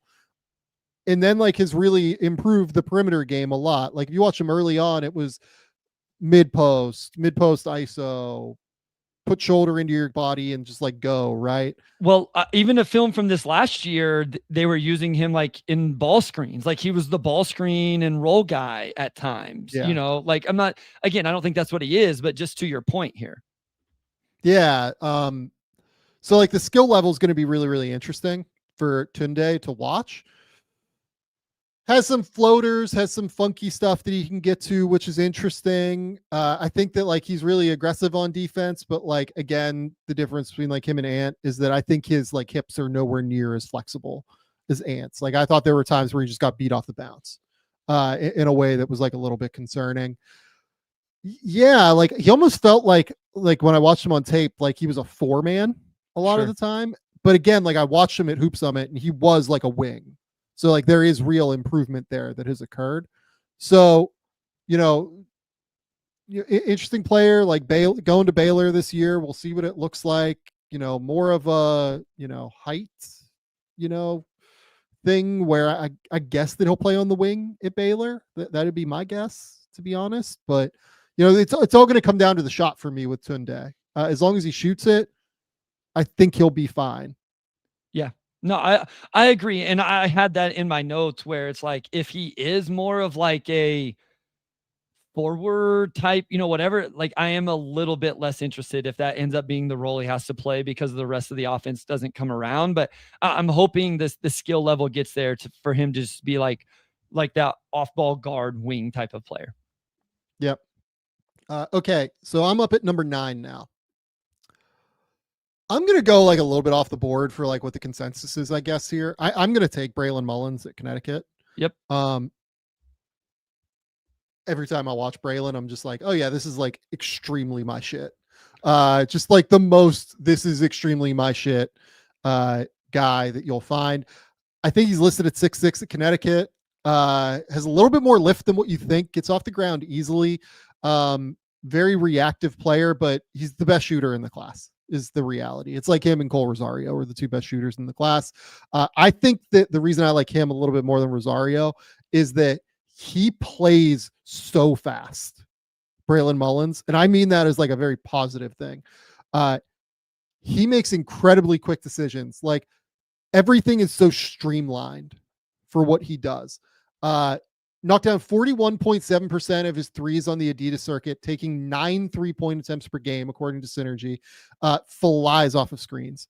Absolutely flies off of screens, gets loose and knocks down shots, setting his feet, fires. A threat immediately across half court. You have to pick him up like as soon as you can. The mechanics are pristine, clearly has elite touch. But then on top of it, like it's the IQ and feel for the game, right? Like understands how to come off of screens, understands like what the defender is trying to do and counters off of that. Like will flare if he's overplayed, will back cut if he's overplayed, or will just like come off tightly off of the screen if he feels like somebody's trailing, right? You know, 6'5", going to Connecticut this year.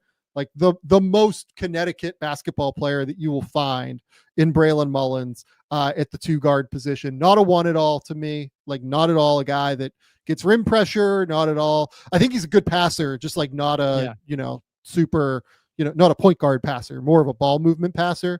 But again, to speak to the idea of playing quickly, like he will fly off of a screen.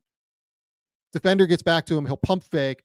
Mullins attacks a closeout, hits the kick out, then immediately like sprints to the corner to try and get another wide open 3 in the next pass.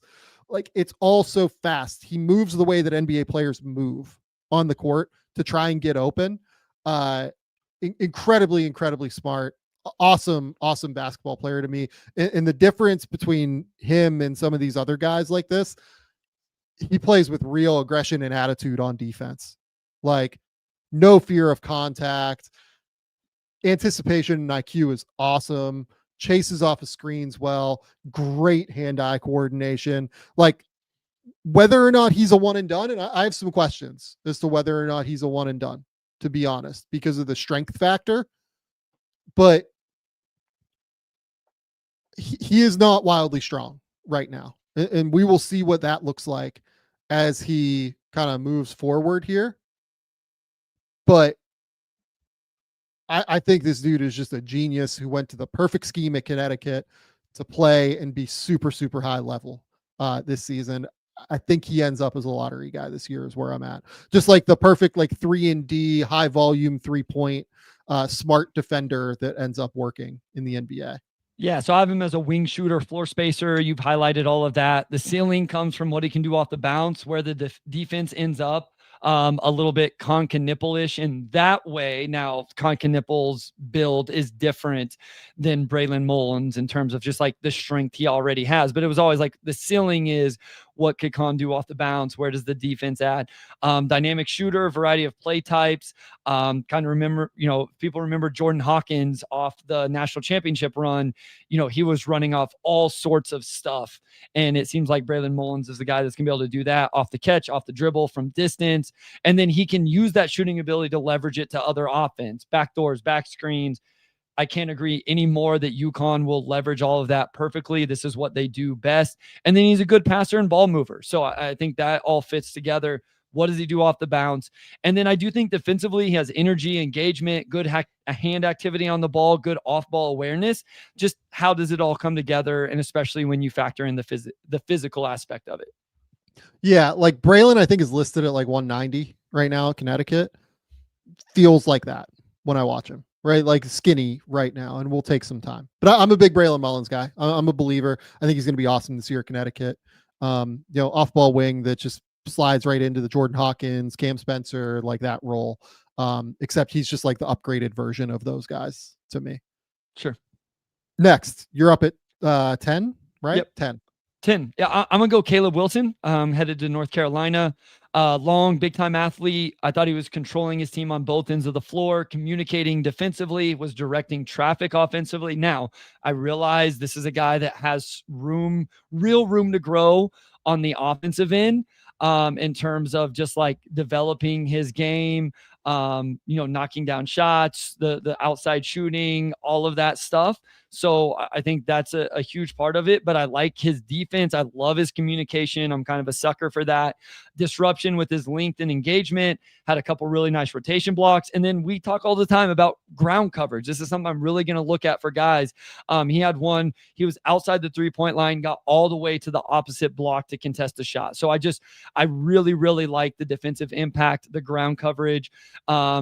And just kind of this archetype, while understanding, especially with where we're at, that, the offense is really going to have to come around and really refine for this to come together as a lottery pick. Yeah. So feels very Drake Powell-y. Sure. To be honest, like it's, I think he's like a little bit bigger and longer than Drake Powell. Yeah. And What, like 6'9", it's reported 7+ foot wingspan. Like everything's reported right now. But yeah. Yeah, and he's like an awesome shot blocker and really, really good defender. I love the way that he covers the court. I don't know what it is offensively yet. It's a lot of like cutting and crashing, and he can play in transition. Like that was the other thing. Like people thought Drake Powell was like a point guard coming in, or like a big guard or anything like that, and it was just, he can't really do that in the college game because his handle isn't quite good enough. And that's what I felt like for Caleb. Like I have Caleb like in the late teens, early 20s right now, just because offense, like the ceiling is extremely high. Like he is extremely, gifted on the defensive end and from an athletic perspective. I'm just not totally sure what the tools are yet offensively. And that's where I want to like kind of see him this year and see what it looks like. It could go great and he could be a top 10 pick. I don't want to rule that out by any stretch. It's just like when I watch him, I'm like, okay, like what are the offensive tools and skill set that he's bringing to the table here? I think that's fair. Okay. Number 11, as we start to like zoom through these guys a little bit quicker now. I'm down to two guys. I'll go with Stirtz here. Why not? Okay. I don't feel great about having Stirtz this high right now, to be honest. But I do love the player, and I love how smart he is. Very tight handle, very crafty with the ball. I think he might be the highest IQ player, like in the class, is Sure. where I'm at. Like, would you disagree with that? Sure, that's fair. Yeah, like epitome of a floor general, like completely under control at all times, like total extension of Ben McCollum out on the court. Yeah. You know, just always makes the right reads and right decisions, gets his teammates the ball in the exact spot that they want it all the time, does an amazing job initiating actions that they're running with timeliness, holds on to the ball and dribbles a lot, but like it never feels like he's pushing that issue and over dribbling. It's that he's just like kind of letting plays develop, and then he gets rid of it, and then he moves off the ball, and then he comes back and gets it like in like a dangerous way, right? Great in ball screens, great timing, great chemistry with the screeners, seems to always have an unspoken synergy with whoever the big is on the court, in terms of like rescreens, step ups, things like that. Great at maintaining advantages once he gets that edge in ball screens. Great 3-point shooter. I mean, like drilled 37% of his pull up threes at Drake this year. 46% of his shots off the catch from three, which is like a truly obscene number. Hits them off of screening actions. Great touch around the rim. Doesn't get a ton of rim pressure necessarily, but like, 67.2 at the rim last season, but also a great passer, 6 assists per game last year. Makes early reads, not afraid to throw a hit ahead. Great on cross corner skips and lobs, always on target. Unbelievable at reading the second and third level of the defense, just like awesome on that end. And he's really like smart on defense. Yeah, I would say too, like going to Iowa this year, 6'4" guard, we want to call him, right? Stirtz, like something in that ballpark. Following Ben McCollum to Iowa, he was at Drake last year. Just like a consummate point guard to me, but I love the fact that because he's such a great shooter, I think that he can also play off the ball next to great players in the NBA, right? So smart defender, unbelievable shooter, unbelievable passer. I think that guy like fits as a point guard next to elite wings and things like that in the NBA. Yeah, I mean, I think the thing that I'm trying to hash with Stirtz is like, I think he's an NBA player, to be clear. It's like, in today's NBA, does that type of where I don't know how dynamic he's going to end up being at the NBA level, but with how much, if he ends up on a very ball screen heavy team with really good off ball guards, wings, I think he can definitely be a starter in the NBA. So like, where do you draft that guy? I guess is what I'm trying to get to. He's an analytics darling. Like the analytics people I know, like thought he was a top 5 pick last year. Like they just absolutely love him because he's so efficient and everything he does. I think the other thing I'm really interested to see, Sam, is just like the jump in level of competition, and then always trying to hash out like the Ben McCollum aspect of this. Like I feel like Stirtz is a player we could learn like, hey, stay away from Ben McCollum point guards because they're always going to be way better because of that system than what they end up being in the NBA. Or we may learn like, hey, draft Ben McCollum point guards because they're going to know how to play the game and, go into the NBA and be successful. So I like Stirtz a lot. I have him very much as a first round pick. I have him a little bit lower, but maybe right now I'm still kind of taking upside swings on guys until I see them get, 5 to 10 games in college and see what it looks like. Yeah. I mean, look, like, to be honest, like one thing that I wrote in the draft guide is that some scouts have real question as to how much of Stirtz's success is him versus how much of it is like the McCollum scheme. There's already a lot of excitement about Ben McCollum across like NBA scouts that I've talked to, just in terms of him being like fucking awesome at this. Sets are crisp and timely, supreme amount of movement. And Stirtz is like the extension of him out there. So like, given how well spaced the offensive infrastructure is, does it just naturally inflate? Like, for instance, like the analytics people, does the McCollum scheme like just naturally inflate what Stirtz is doing because he's so good? Kind of.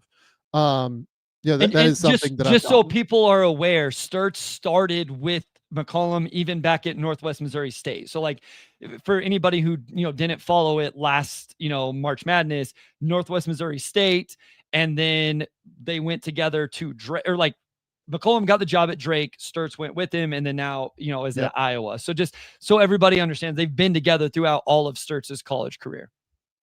Okay, you're up at 12, Bryce. Okay, so this is where I'm gonna start to get like, I think, off the board a little bit, or I don't know, we'll see. I love Dame Sarr, man. Oh man, this is beautiful. We're gonna have a great conversation here. So you must hate Dame Sarr. Dame Sarr. As soon as I said it, I was like, there's no way that's right. I don't know, man. I love him so much. Two-way wing, advantage exploiter ability. I love the frame. Obviously has to add strength for sure. I'm not sure he has crazy vertical pop and twitch.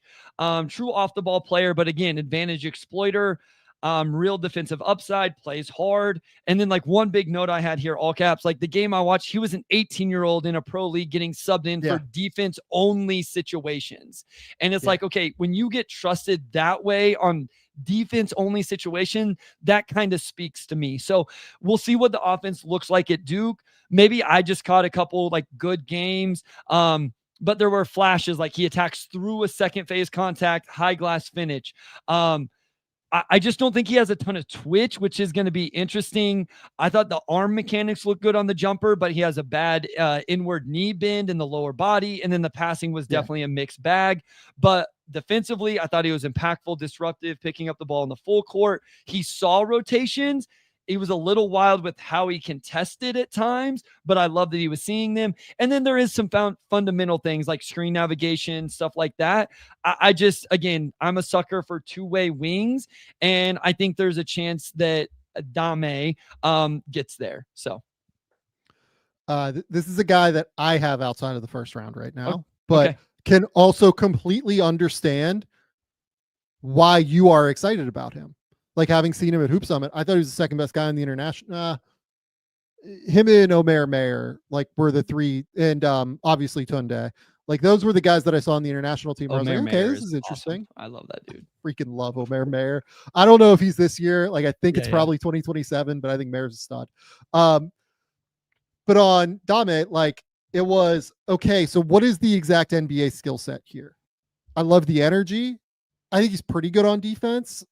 I don't know if he's like truly elite on defense. I think he has tools to be elite on defense, like 6'7", 6'8", 7'1" wingspan, like has all of that. Like, get off the bus team. You know what I mean? But like you watch him and it's just like, okay, I want this to be a little bit more impactful than it is, I guess. I agree with you. Like, doesn't shoot it super well. I feel like he wants to be like a point guard, but is like, he's a wing. He's not a point guard. Like he doesn't have the handle, doesn't have the like passing ability to be like a true point. So it's going to have to be the shooting and then like decision-making off of the shooting. I don't know. Like I'm not there yet. I want to see how he adjusts to Duke. I think could absolutely go like 15 or so, or like 11 or wherever we just took him, right? 12, but like could be a real riser, could be a guy that's like a 2027 to me, like all over the map, in my opinion. Sure. I think that's fair. Okay. I will go next. I will take down to 2 here. Okay. I'm going to take Peat here. Okay. And this is 13, right? Yep. So, okay. Peat. So I understand the concerns about Peat. We talked about them in the open, like not a great shooter, and defensively, like some real questions in terms of like, is he quick-footed enough to be like a 3-4? Is he going to be a good enough shooter? Like he gets into the mid-range and is very comfortable as a shooter. I kind of can't get past the fact that this dude is just like a requisite like winner across the board. You know what I mean? Like I mentioned this earlier, but like 4-time state champion, 4-time Team USA in junior competitions. Seems like an unbelievable kid. Standout scorer due to how good he is in the mid-post and mid-range area. Very comfortable ball handler now, like can really get to that, second level, can string together moves, very comfortable attacking closeouts, loves the jab step, does kind of hold on to the ball a little bit more than what I love, but I don't think that he is a selfish player. Like, he probably had the biggest difference for me in terms of his tape looked very different at the U19, like Team USA, U17 level than it did when he played with like the Compton Magic, right? Compton Magic, like he was like playing like Paulo, where it's like dribble, dribble, dribble, dribble, dribble, dribble, try and create a shot, slice through defenders, you know, score at the rim, score in the mid range, right? Team USA, like he was playing as like a 4-5 and had like this incredible screener, and like would be physical and would rebound and did the right things defensively. Like it was just this weird like juxtaposition of how he can play when he's asked to play in a certain role versus how he can play when he can be the number one option. I like the Team USA version of Koa much more than I like the, like, you know, Compton Magic version of Koa, let's call it. But also, like, he needs to combine the two to be able to play like at a level to be worth a lottery pick, kind of. And I haven't seen him combine those two things quite yet. I thought the Australia game at the U19s was probably the closest where I saw that. But, you know, powerful leaper, explosive, deals with contact super well. I get the idea because he's a real advantage creator. It feels very like Tobias Harrisy to me, where it just might take like a couple of years for him to figure it out, like it took Tobias in the NBA. But once he figures it out, like I think he's going to be fine in the NBA. That's interesting. I'm glad you said that because I don't listen. I have Koa in my top 20. I'm definitely not as big a fan as others. I'm just not quite sure yet. And he's super polarizing when I talk to scouts, by the way. Like some love him, some have like real questions. Because I feel like everything is predicated on physicality right now. And like especially in the paint. And that's okay.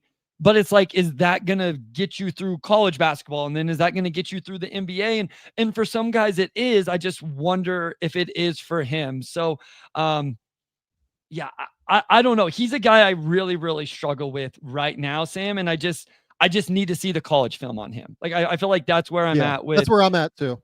Like, just let me see the college film. Yeah. Okay. You're up at 14. Okay. I was hoping I didn't have to do it this early. This is the guy that like, I think I'm going to be, Dame was way high, but I think even higher. I'm going to go like, this is my guy that I'm going to take a swing on for real. And that's Thomas Haugh out of Florida. I think he's going to have Haugh in the top 20. So you're not like crazy. Okay. Interesting. I thought this was the one that maybe I would get the most pushback. I mean, look, I have 1, 2, 3, 4 guys ahead of him, but I mean, I have him in this group.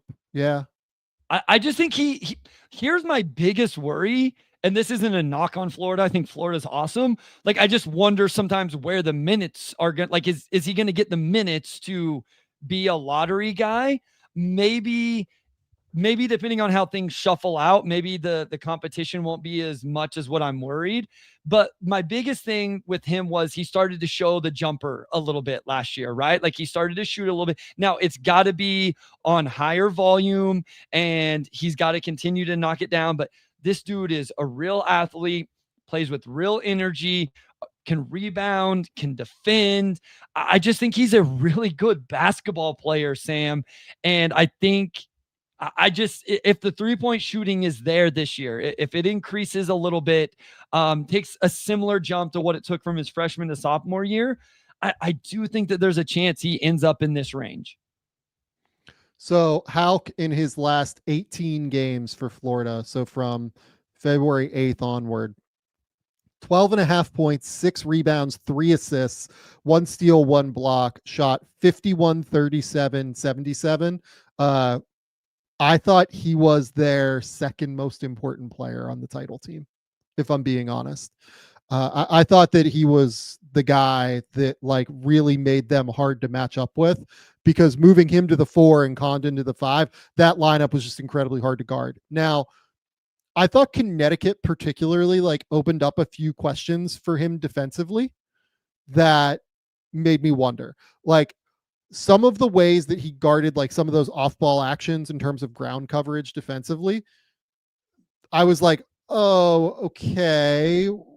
What am I looking at here? Like, how am I how am I seeing this? I didn't think he understood like exactly what he was looking for on those kind of actions, which is a concern. Just given that he's gonna have to play on the perimeter in college. Like that's just the reality of what the situation is. I will say too, like I'm trying to pull it up while we talk. His on-off numbers are like completely bonkers. If you look at them. So they were, I think, plus 28 points per 100 possessions with him on the court, and they were only plus 12.5 with him off the court. He was a plus 15.5 differential guy when he was on the court versus when he was off the court. Like Condon was a plus 2 guy last year. Like Elijah Martin was like a negative differential. Will Richard was like plus 18 or no, he's plus 12.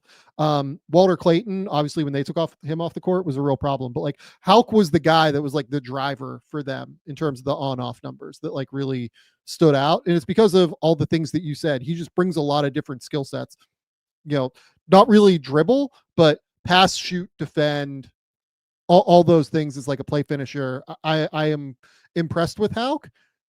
I do have him more in like the 20, 18 to 20 range, right? I mean, I think this is the range where if we were, I feel like I'm about to take a lot of guys that if we were already in the 20s, I would feel really good about it. So I feel like this, like, 8 to 15 range is where I'm interested to start filling guys in a little bit more, like into this late lottery. And I think eventually we will. It's just right now, I don't know for sure who. So it's probably even early for me, but that's who I feel best about. Okay, next up for me. I'm at 15. I'm going to take Brayden Burries. Okay.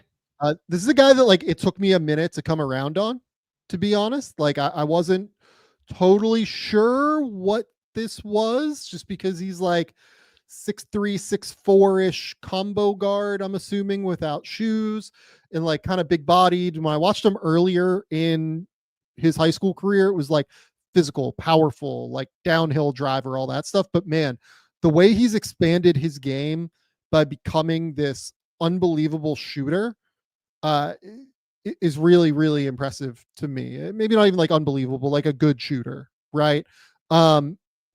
I think the shot comes out of his hand pretty cleanly. Good pull-up shooter, really high-level free throw shooter. I love the way that he then uses the threat of the shot to attack. I think that he's really, really smart at like using slow steps and using his balance and coordination. He's always playing off of 2 feet to be able to go in and finish. He has some nice like Euro steps, decel moves that I really like. Plays relatively hard on defense from what I saw. I always thought that like he had a really strong chest. Like guys didn't go through him in that way. So just an incredibly like efficient offensive player when I saw him. Like finishes with both hands around the rim. Really like creative, footwork around the basket with his gathers to be able to get to the spots he wants to get to. I just like the combination of things with the way that his offensive game kind of built upon itself, as long as the shooting remains real. In his last year, it was real. We'll see if it continues to be real here moving forward. But the fact that he was like knocking down pull-up jumpers from 3 was the big thing that like kind of swung it for me with him to think that, this actually might be like a real one and done. Yeah. Compact off-ball guard. I think you mentioned combo guard. He had done did a little bit of everything. Cut and finish, grab and go Euro finish, catch and shoot 3, rebounded. I felt like he was a versatile player. He will be a 20-year-old freshman. I am a little bit curious what like the offense, like what the role ends up being. I do feel like it's off the ball guard. So how much like do you see on ball potential with him? Not much. Okay. Well, like it's like I think he's like a combo. Okay. Beyond like next to a high level initiator, like maybe he could play like the quote unquote point, but he's a scoring guard is the reality. Like averaged 21 points per game on the EYBL circuit, which was 6th among all players in the 17 and under games. Was 3rd best in terms of efficiency among the top 20 scorers behind Cam Boozer and Cameron Ward. Like that's the like main skill here. Is he's an efficient scorer. Yeah, no, and then I thought he was engaged defensively and like looks like he can make an impact on the boards for a guard. So Okay, you're up at 16. okay. Okay, I'm gonna go ahead and take Dash Daniels here. Great. And I think this is the range for him. This is actually a player we've talked a little bit about already. I've done some video on him. I do think Daniels is like a role player, but I think we're probably getting into the range, right, especially right now, where totally. that it's okay for that, right? And so when you're talking about a guy that you can really believe in defensively, again, we've talked about this, we've given the comps, we've really broke that down. Listen, I'm nervous about the left hand. I'm nervous about the jumper on the offensive end, but like we'll see that come together. We'll see how it comes, if it does come together. But I think he can really defend. I think he understands where to be offensively. Like I think he understands where to cut and move and all of those different things. So I like that about his game. Just buy into his ability to eventually be able to knock down shots, maybe grow a little bit with his finishing and those type of things. But I love the defense, and I'll bet on it here in the middle of the first round. Yeah, more Lou Dort than Dyson. Defensively. Dyson Daniels' brother, 6'6" guard who plays for Melbourne United right now. 17 years old still, like one of the youngest players in the class. I believe might be the youngest player in the class, to be honest. Like he is still so young. I really like the way that he goes about his game. I think he's really, really smart. I think he moves really well without the ball. Great downhill driver without the ball. Not really an on-ball guard at all. Yeah. Like I think he's a wing. Yep. And he is an awesome defender. If you go and you watch the New Orleans game that they played here in Melbourne, like wiped Jeremiah Fears like off the court defensively. Like it was incredibly impressive what he did to Fears defensively, I thought. Awesome player, awesome, helpful player for being a 17-year-old in a professional league already. Gonna all be dependent on where the jump shot goes. The jump shot's like a total rewrite for me. Mechanically, there are so many things that have to get fixed. Like I would almost want to rebuild it from the ground up, I feel like in some ways, but doesn't have terrible touch, has decent touch around the rim. Yeah. Some good floaters. Ball doesn't come out of his hand terribly. It's just that the mechanics are really rough right now.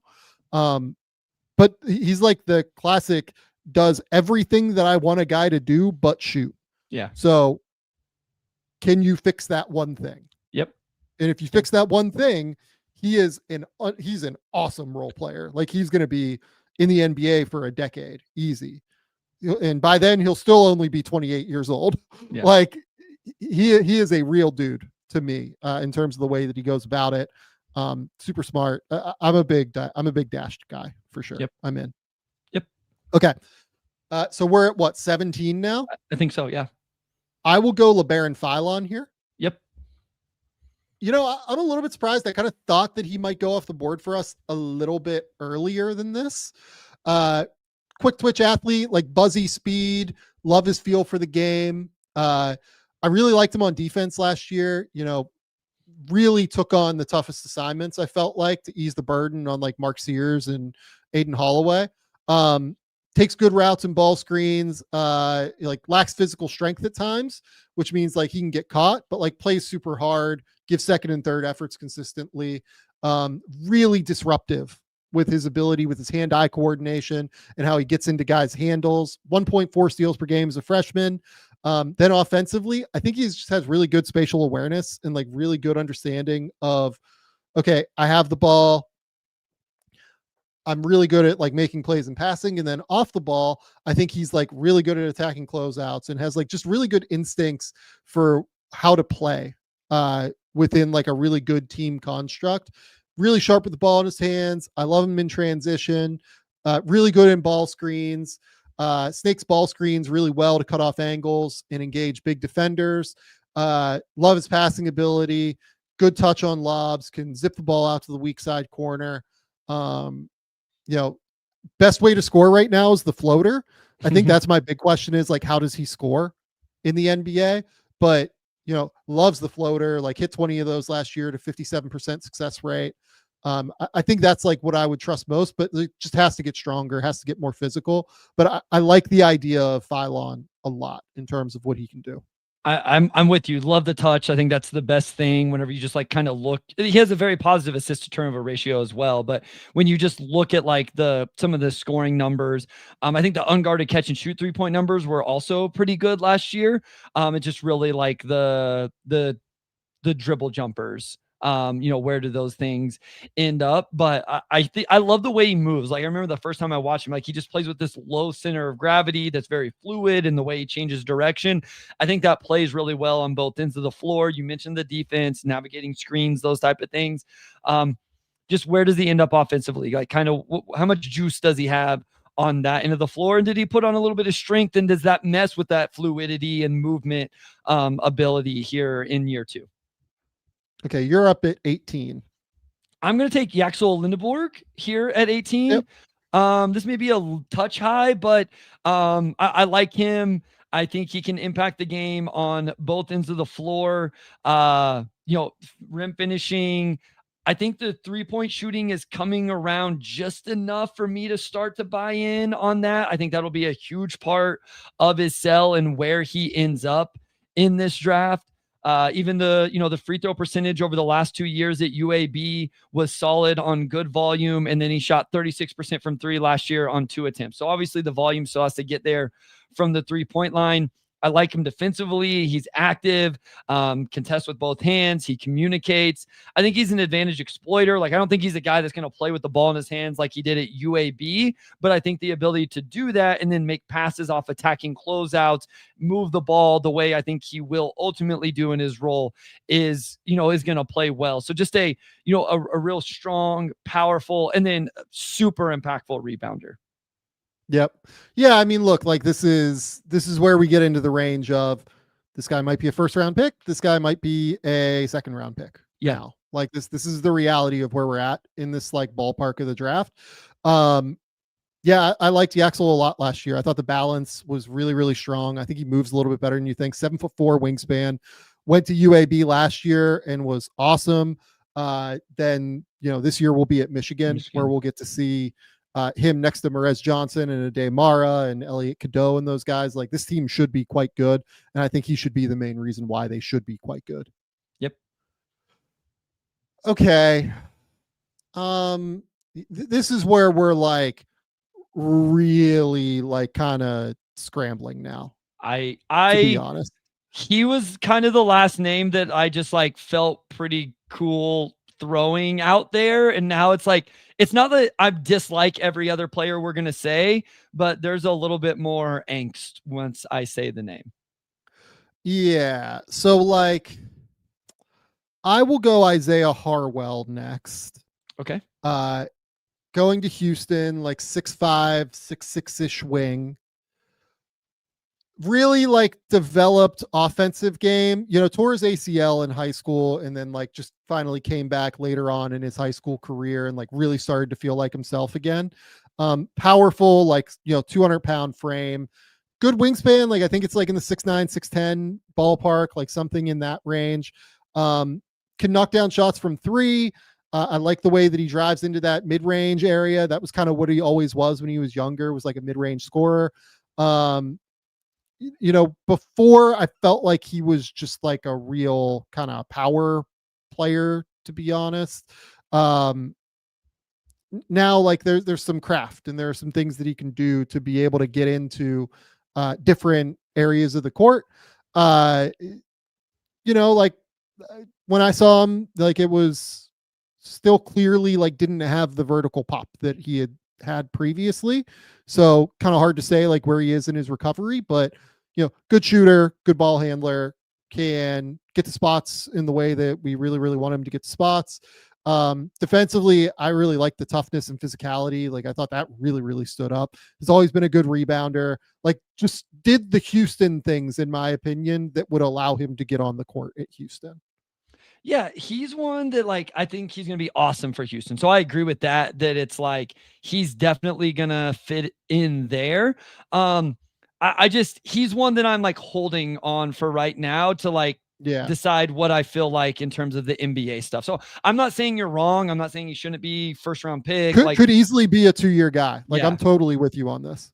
It's just like he's one right now that I'm just waiting to see, right? And it may be like I see 2 or 3 games at Houston. I'm like, yeah, I'm in. Let's make him a top 20 guy. Okay, you're up 20. So I have a feeling like this guy's gonna have the same. I'm gonna go Darius Acuff here. I assume this will be a similar conversation. Just not my type of guy.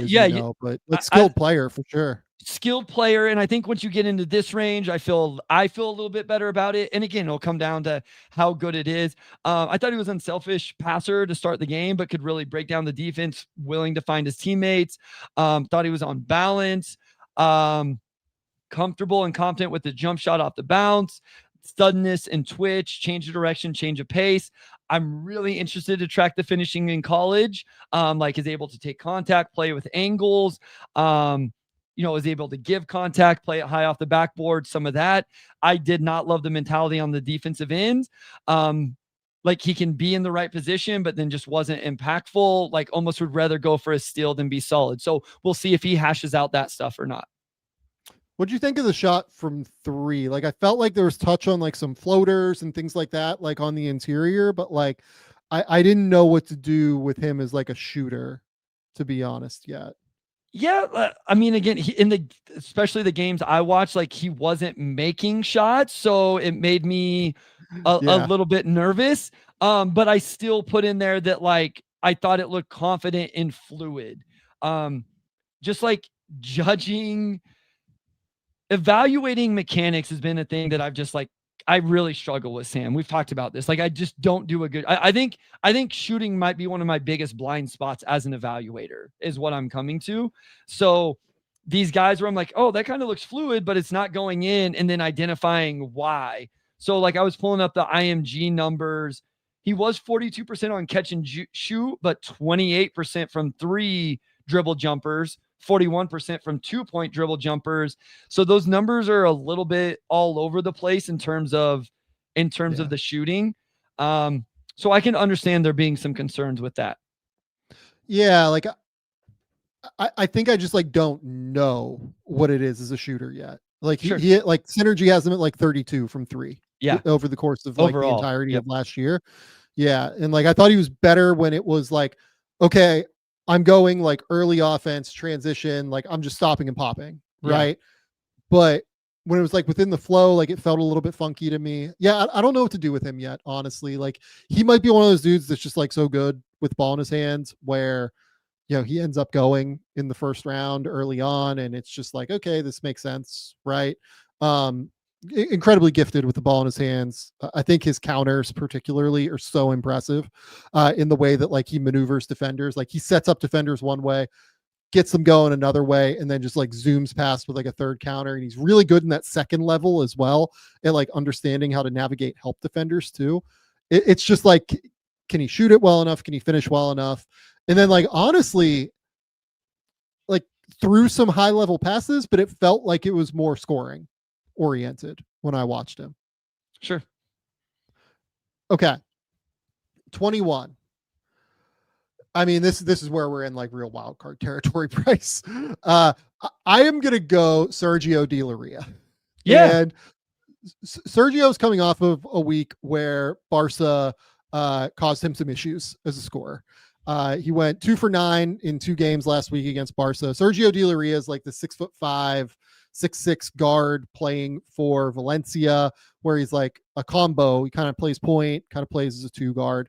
Had 14 assists versus only 5 turnovers in those 2 games. But the big games early on so far have been against Bologna. He had 23 and 3 rebounds and 2 assists and was just fantastic in that game. Like was the best player on the court in a EuroLeague game. Was so impressive, getting to his spots, knocking down shots from distance, drilled 5 threes. And then the other game was against Real where, went 5 for 7 from 3, got to the line a ton, was really impressive.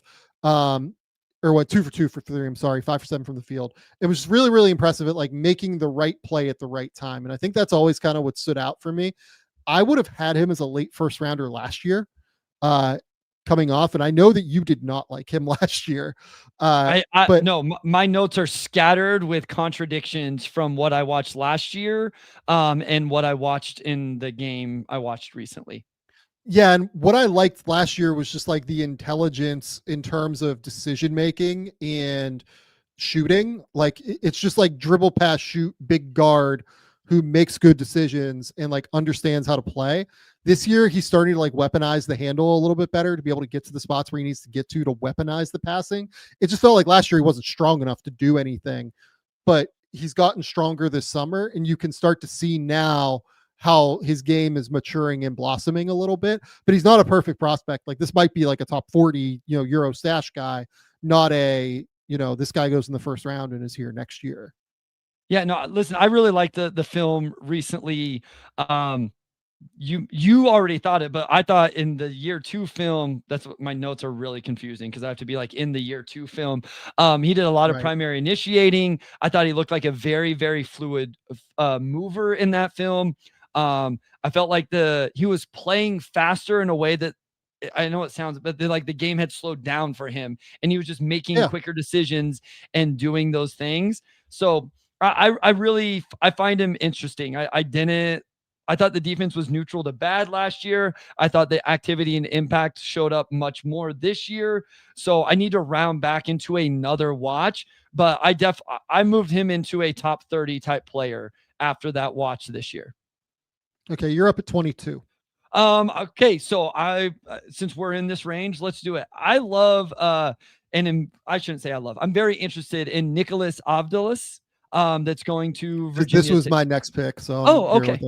Yeah. So, obviously going to Virginia Tech or at Virginia Tech now, played overseas last year. So has like legit size. You can see the like talent, 6'8" let's call it, like something in that ballpark. You could see the talent and skill last year, but looked like he was a year away to me. And so like now I'm buying that it's gonna, play this season. Shot 70% from the free throw line, 36% from 3 last season. Has ball movement passing, had made a couple passing, couple reads, and then a couple creative ones. So a couple rough ones, couple creative ones. I don't think he's like a point guard at all. Like, I don't think he's a primary creator, but I think he can do a little bit with the ball in his hands, have a little bit of wiggle and juice. And then defensively, like I thought he was engaged off the ball. He would pick the ball up full court.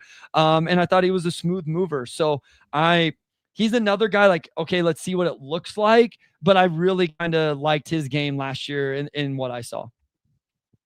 Yeah, really interesting player. So like internationally, playing for Peristeri last year, like drilled 36% from 3 and hit 70% of his foul shots. If you look at like his overall career, he's been like much more of a mixed bag as a shooter. Yeah.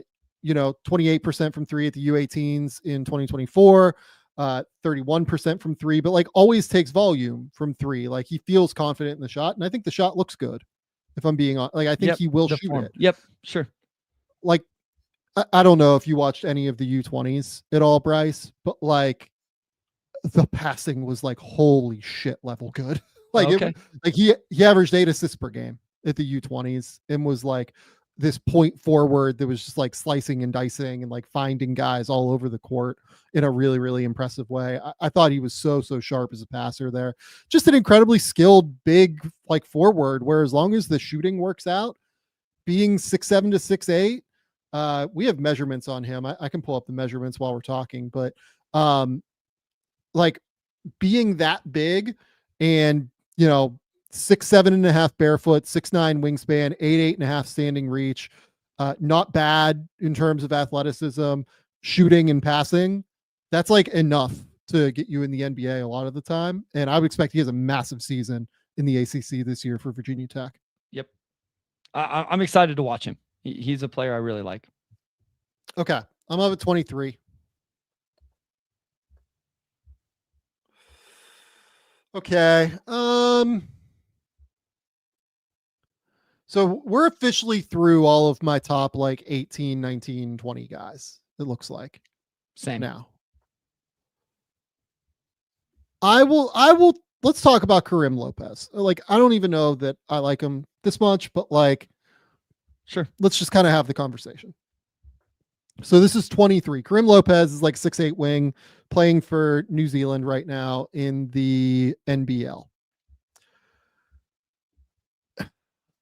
I really liked him last year. I thought that like he had a real shot to be something like incredibly impressive. And if you look at the numbers, you're like, oh yeah, like this guy's going to be totally good. Like he's, you know, improved his numbers across the board and things look really positive. And like, why wouldn't we be excited? So he's averaging so far through 6 games, 11 points on 48, 47, 92 shooting, 5.5 rebounds per game, 1.5 assists. So like statistically pretty good, right? Like quite good. Yeah. But when you watch the games, it's like not impressive. This New Zealand team is like very bad in part because I think that they don't have defensive intensity and they don't have like, they don't feel like a great team out there when I watch them.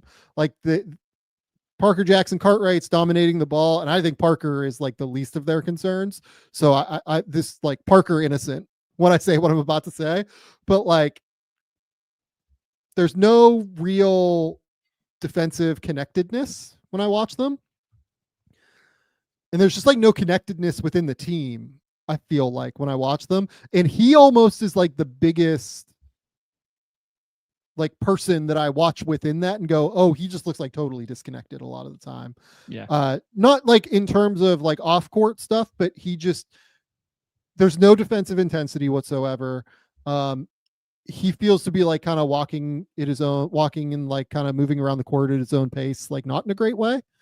I don't know. Like what are your, just kind of give me your thoughts on this. He looks lost, all uppercase, on the defensive end right now. Completely lost are my notes. A couple really bad low man rotation contests, bad possessions early this NBL season, gets his hips opened way too easily. I've done a video breakdown on Karim, by the way, is actually from the same game that I did the Dash Daniels one. So, but you know, like has scored the ball a little bit, you know, has made some shots, went through some stretches. I'm sure people like just the body type and all of that. I'm really nervous about the defensive end. I don't think he moves well enough either. Like he feels stiff out there this year to me. Don't you think? Yep. Nope. I would agree with that as well. I think I have. Yeah. So man, I'm not sure as a fluid mover. I mentioned that he almost has to be a 4 because I just didn't feel like he moved well enough to be a wing. So like, he's definitely a forward. But like an undersized 4 is Correct. What it feels like to me. Correct. Like that's more why like a 6'7", 6'8", 4. That's So like that, I felt like it was important to make a note of that because it's like, okay, well now do you have the size and the physicality and everything else to be a 4-man if I don't think you're a fluid enough mover to be a wing? Okay. So like the positives are that I think he has taken a leap as a shooter this year. Like I think the touch is pretty real as a shooter. Can attack closeouts pretty well. I think he understands what he's looking at when he's attacking closeouts. Like I think he understands how to map the court. I think that he generally has passed the ball like okay this year off of closeouts and things like that. So like offensively, there's a real skill set there now.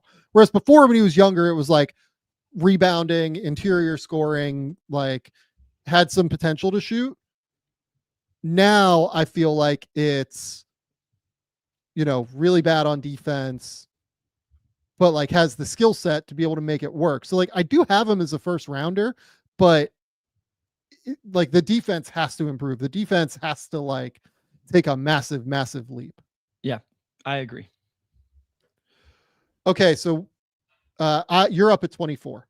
I'm going to take Isiah Evans here. And this is truly like just, this could go a bunch of different ways for Evans. I just think right now, you mentioned Braylon Mullins being the best shooter in this class, and I think that's probably fair. But I think some people probably would scream that Isiah Evans at least has an argument. I mean, he is a big-time three-point shooter, 43% off catch and shoot, 50% on unguarded. Now, the dribble jumpers, not as there. I don't know about getting to the rim, and I don't know about the defense. Like, this is truly, Sam, just a bet on, like, this guy can absolutely shoot the cover off the ball. And Is a second year at Duke, an offseason at Duke, going to help the frame? Is it going to help the defense? Is it going to help anything off the bounce? So listen, Isaiah Evans could end up being a 4-year, 5-year, how many ever years these kids end up getting, college basketball player that doesn't end up getting a whole lot in the NBA. I will readily admit that.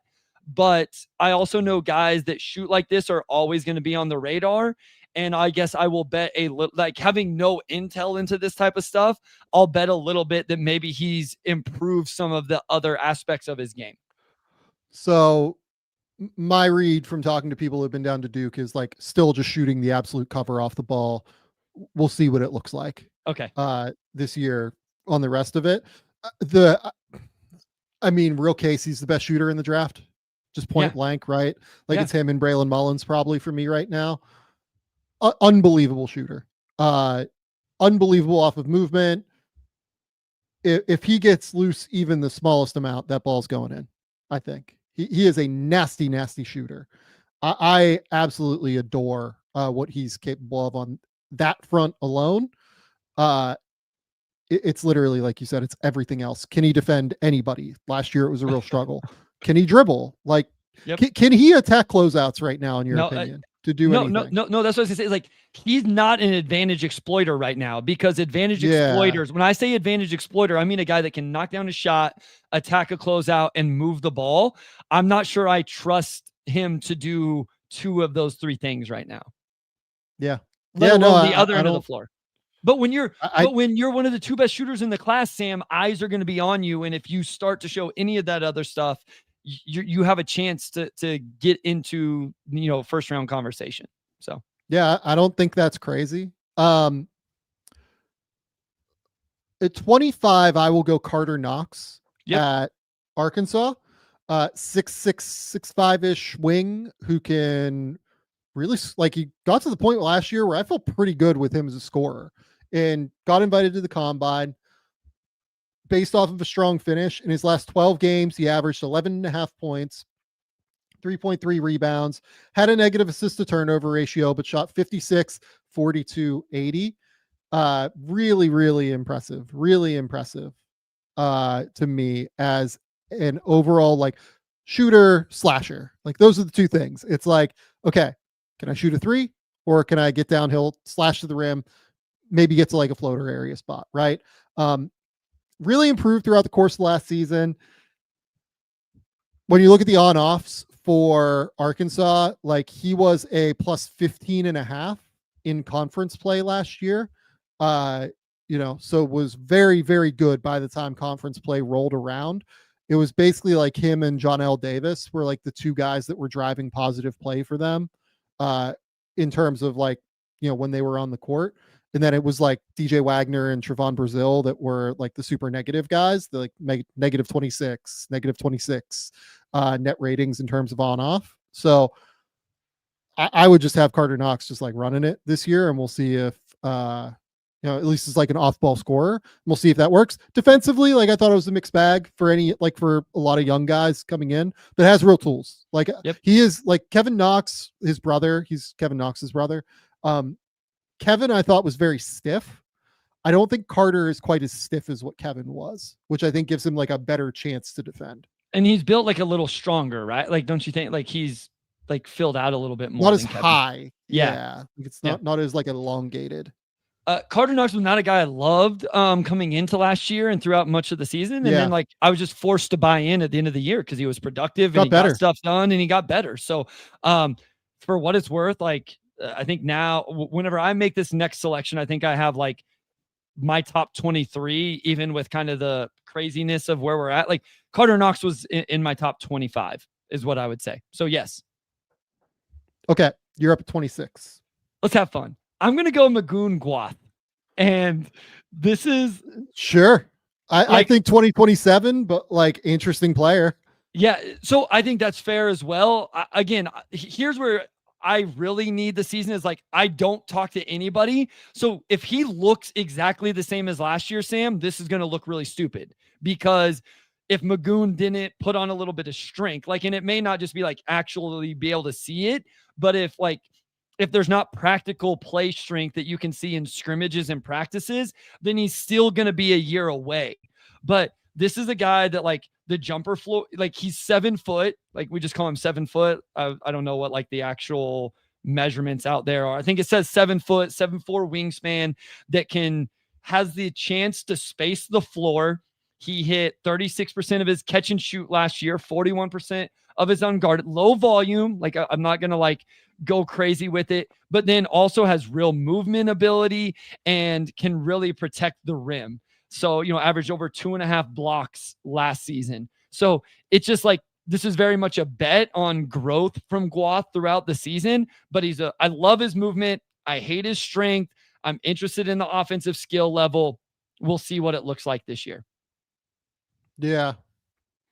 Yeah. I mean, I think he's not strong enough personally, but Sure. like, yeah, like I think it's like 2 years away physically is where I'm at. Can shoot it, but like these types of players are like aggressively not my types.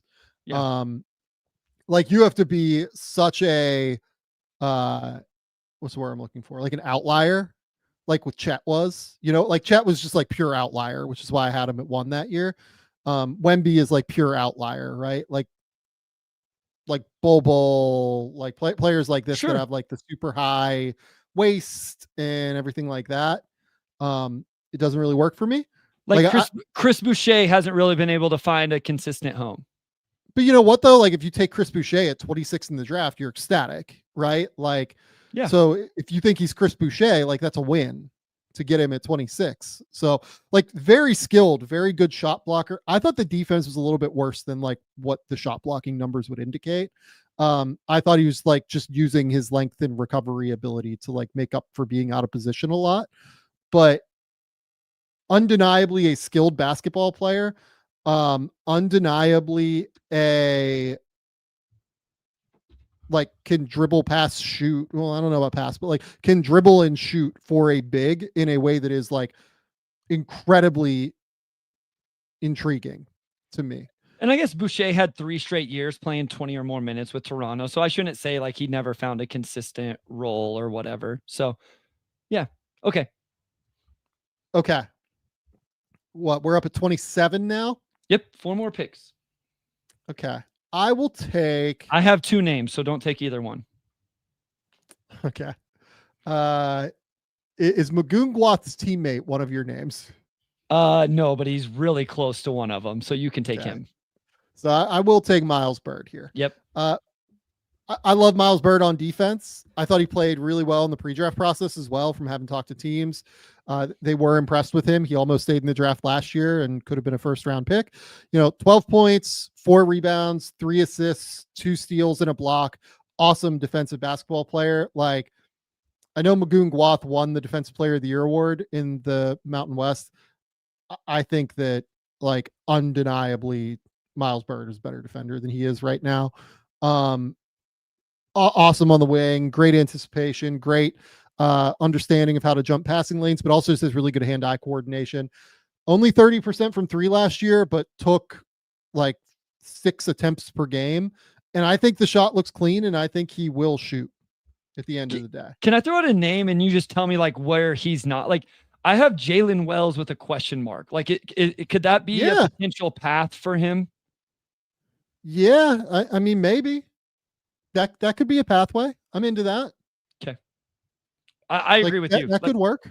I have him as a first-round pick. Active defensively, really good on that end. Just has to knock down shots consistently from the 3-point line. But as you mentioned, he's willing and confident to put him up, and the free throw percentage for his career is really good. Okay, you're up at 28. I'm going to take Terrace Reed Jr. here. I mentioned this at the top. Yeah, listen, he's going to be awesome this year. He's going to put up huge numbers. That is true. So I think really what it comes down to with him is, like, does it look like an NBA context? You know what I mean? Like, what he does, do NBA teams see it as translatable to an NBA floor? But and here's the other thing with Terrace Reed Jr. He's got to stay out of foul trouble. Like, he's going to get his opportunity. And so can he, because I think he can move better than what people think. I think he has some pop off the floor. I think he has some real skill level on the offensive end. He's going to have every opportunity to show all of that stuff. So I think what I believe Terrace Reed Jr. has the opportunity to be shown this year at Connecticut. And if it is, and he stays out of foul trouble, he gets the minutes, all of those things, then he's going to put up huge numbers. Now, as we saw with Ryan Kalkbrenner last year, it may not matter to NBA teams to the point that they would still take him in the first round, but I just think he's due for a big season, and I do think he's going to show some things on both ends of the floor that maybe people don't appreciate about his game right now.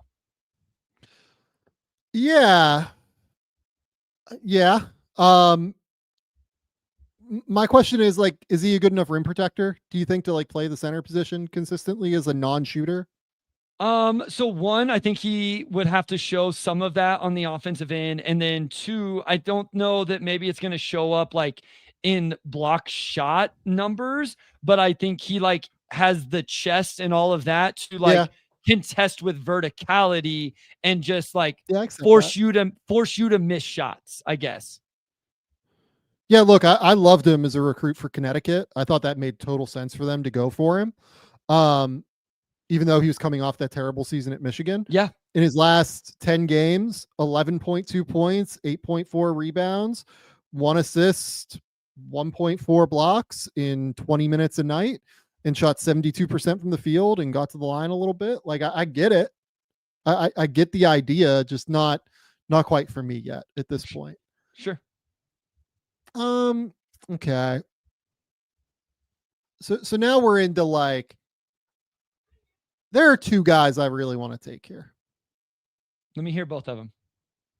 So Nick, really, there are like 4 guys to be honest, but like Nick Khamenia, or like, do I do my fun pick and say Henri Sarr? I'm gonna go Khamenia. Okay. Because I think Khamenia is probably about the right. This is like the right range for Khamenia. Having saw him at Hoop Summit, I love the feel. I love the ability to shoot it. I love the passing. I love the way he moves off the ball.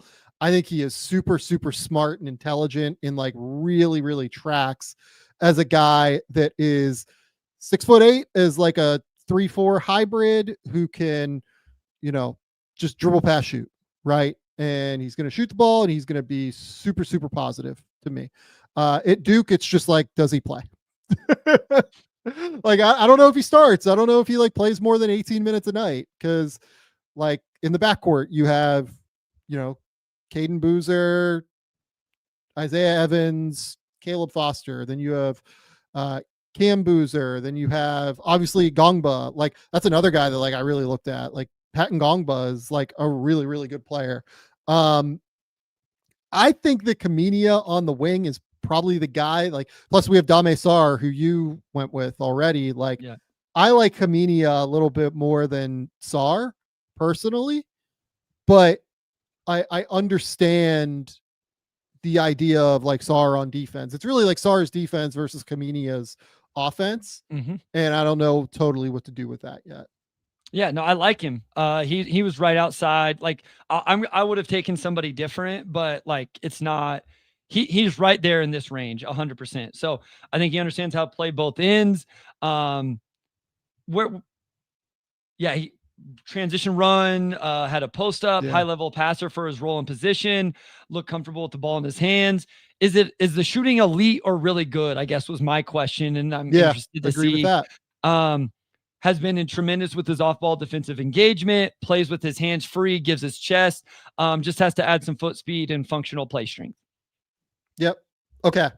You're up at 30. I'll go off the board again. I'm going to go Anthony Robinson II for Missouri. I have him on my long list. Like, okay. I have him in like the top 45, so like not that crazy to me. Yeah, so real defensive player, like real defensive, playmaker and defender. One of the best, like, I don't know. I don't want to throw out a top whatever just yet, but a really good perimeter defender. Can, play make a little bit. has a little bit of versatility scoring. Like really with Anthony Robinson, this like, can he knock down shots? Like he's going to have to knock down shots or really like continue to show this like, on ball ability to create and run an offense and all of that. But I think he shot 40% from three, but it was super low volume.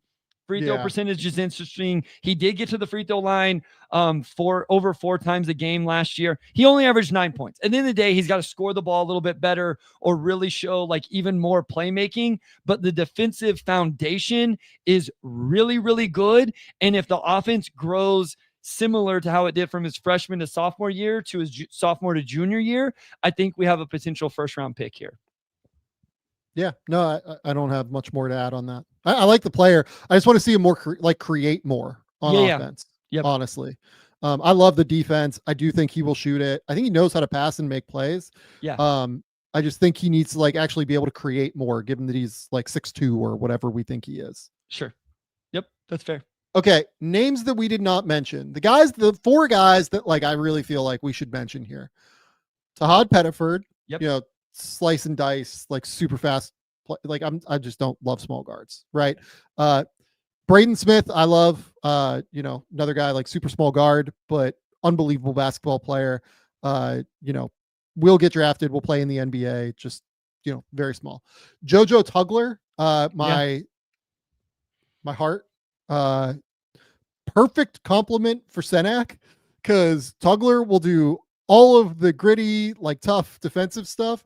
I thought Tugler was the best defender in college basketball last season, potentially. And he is an absolute monster. I adore him. Really have to find answers for what he is on offense, because I don't know if there's a great answer for that right now. But like the reason that like Jayden Quaintance goes 20 spots, 25 spots ahead of him is because Quaintance has like some answers on offense that he could be. I don't totally know what Tugler is on offense in terms of like how it could work, but I love the player and I love how skilled I love how like smart and how much ground he covers on defense. Like I love all of that. For sure. Milos Uzon, awesome player who was the point guard for a really good Houston team last year, will be great guard for a really, really good Houston team this year. Smart creator, was fantastic to close the season last year. Going to be great again. And then the last guy is Vasar. Vasar's at North Carolina. I thought he was like elite down the stretch at Arizona. Like not just good. Like I thought he was freaking awesome down the stretch last year at Arizona. He's at North Carolina now. His defense, his ability to catch and finish at the rim, like all of that I thought was so impressive. I am a big Vasar guy. Yep. No, I like him as well. He'll be really interesting with North Carolina. Anyone else for you? No, nobody. I have some names that I think are fun and interesting.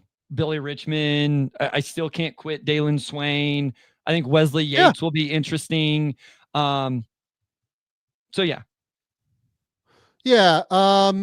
Alex Condon, could have stayed in last year. I like Nate Biddle quite a bit.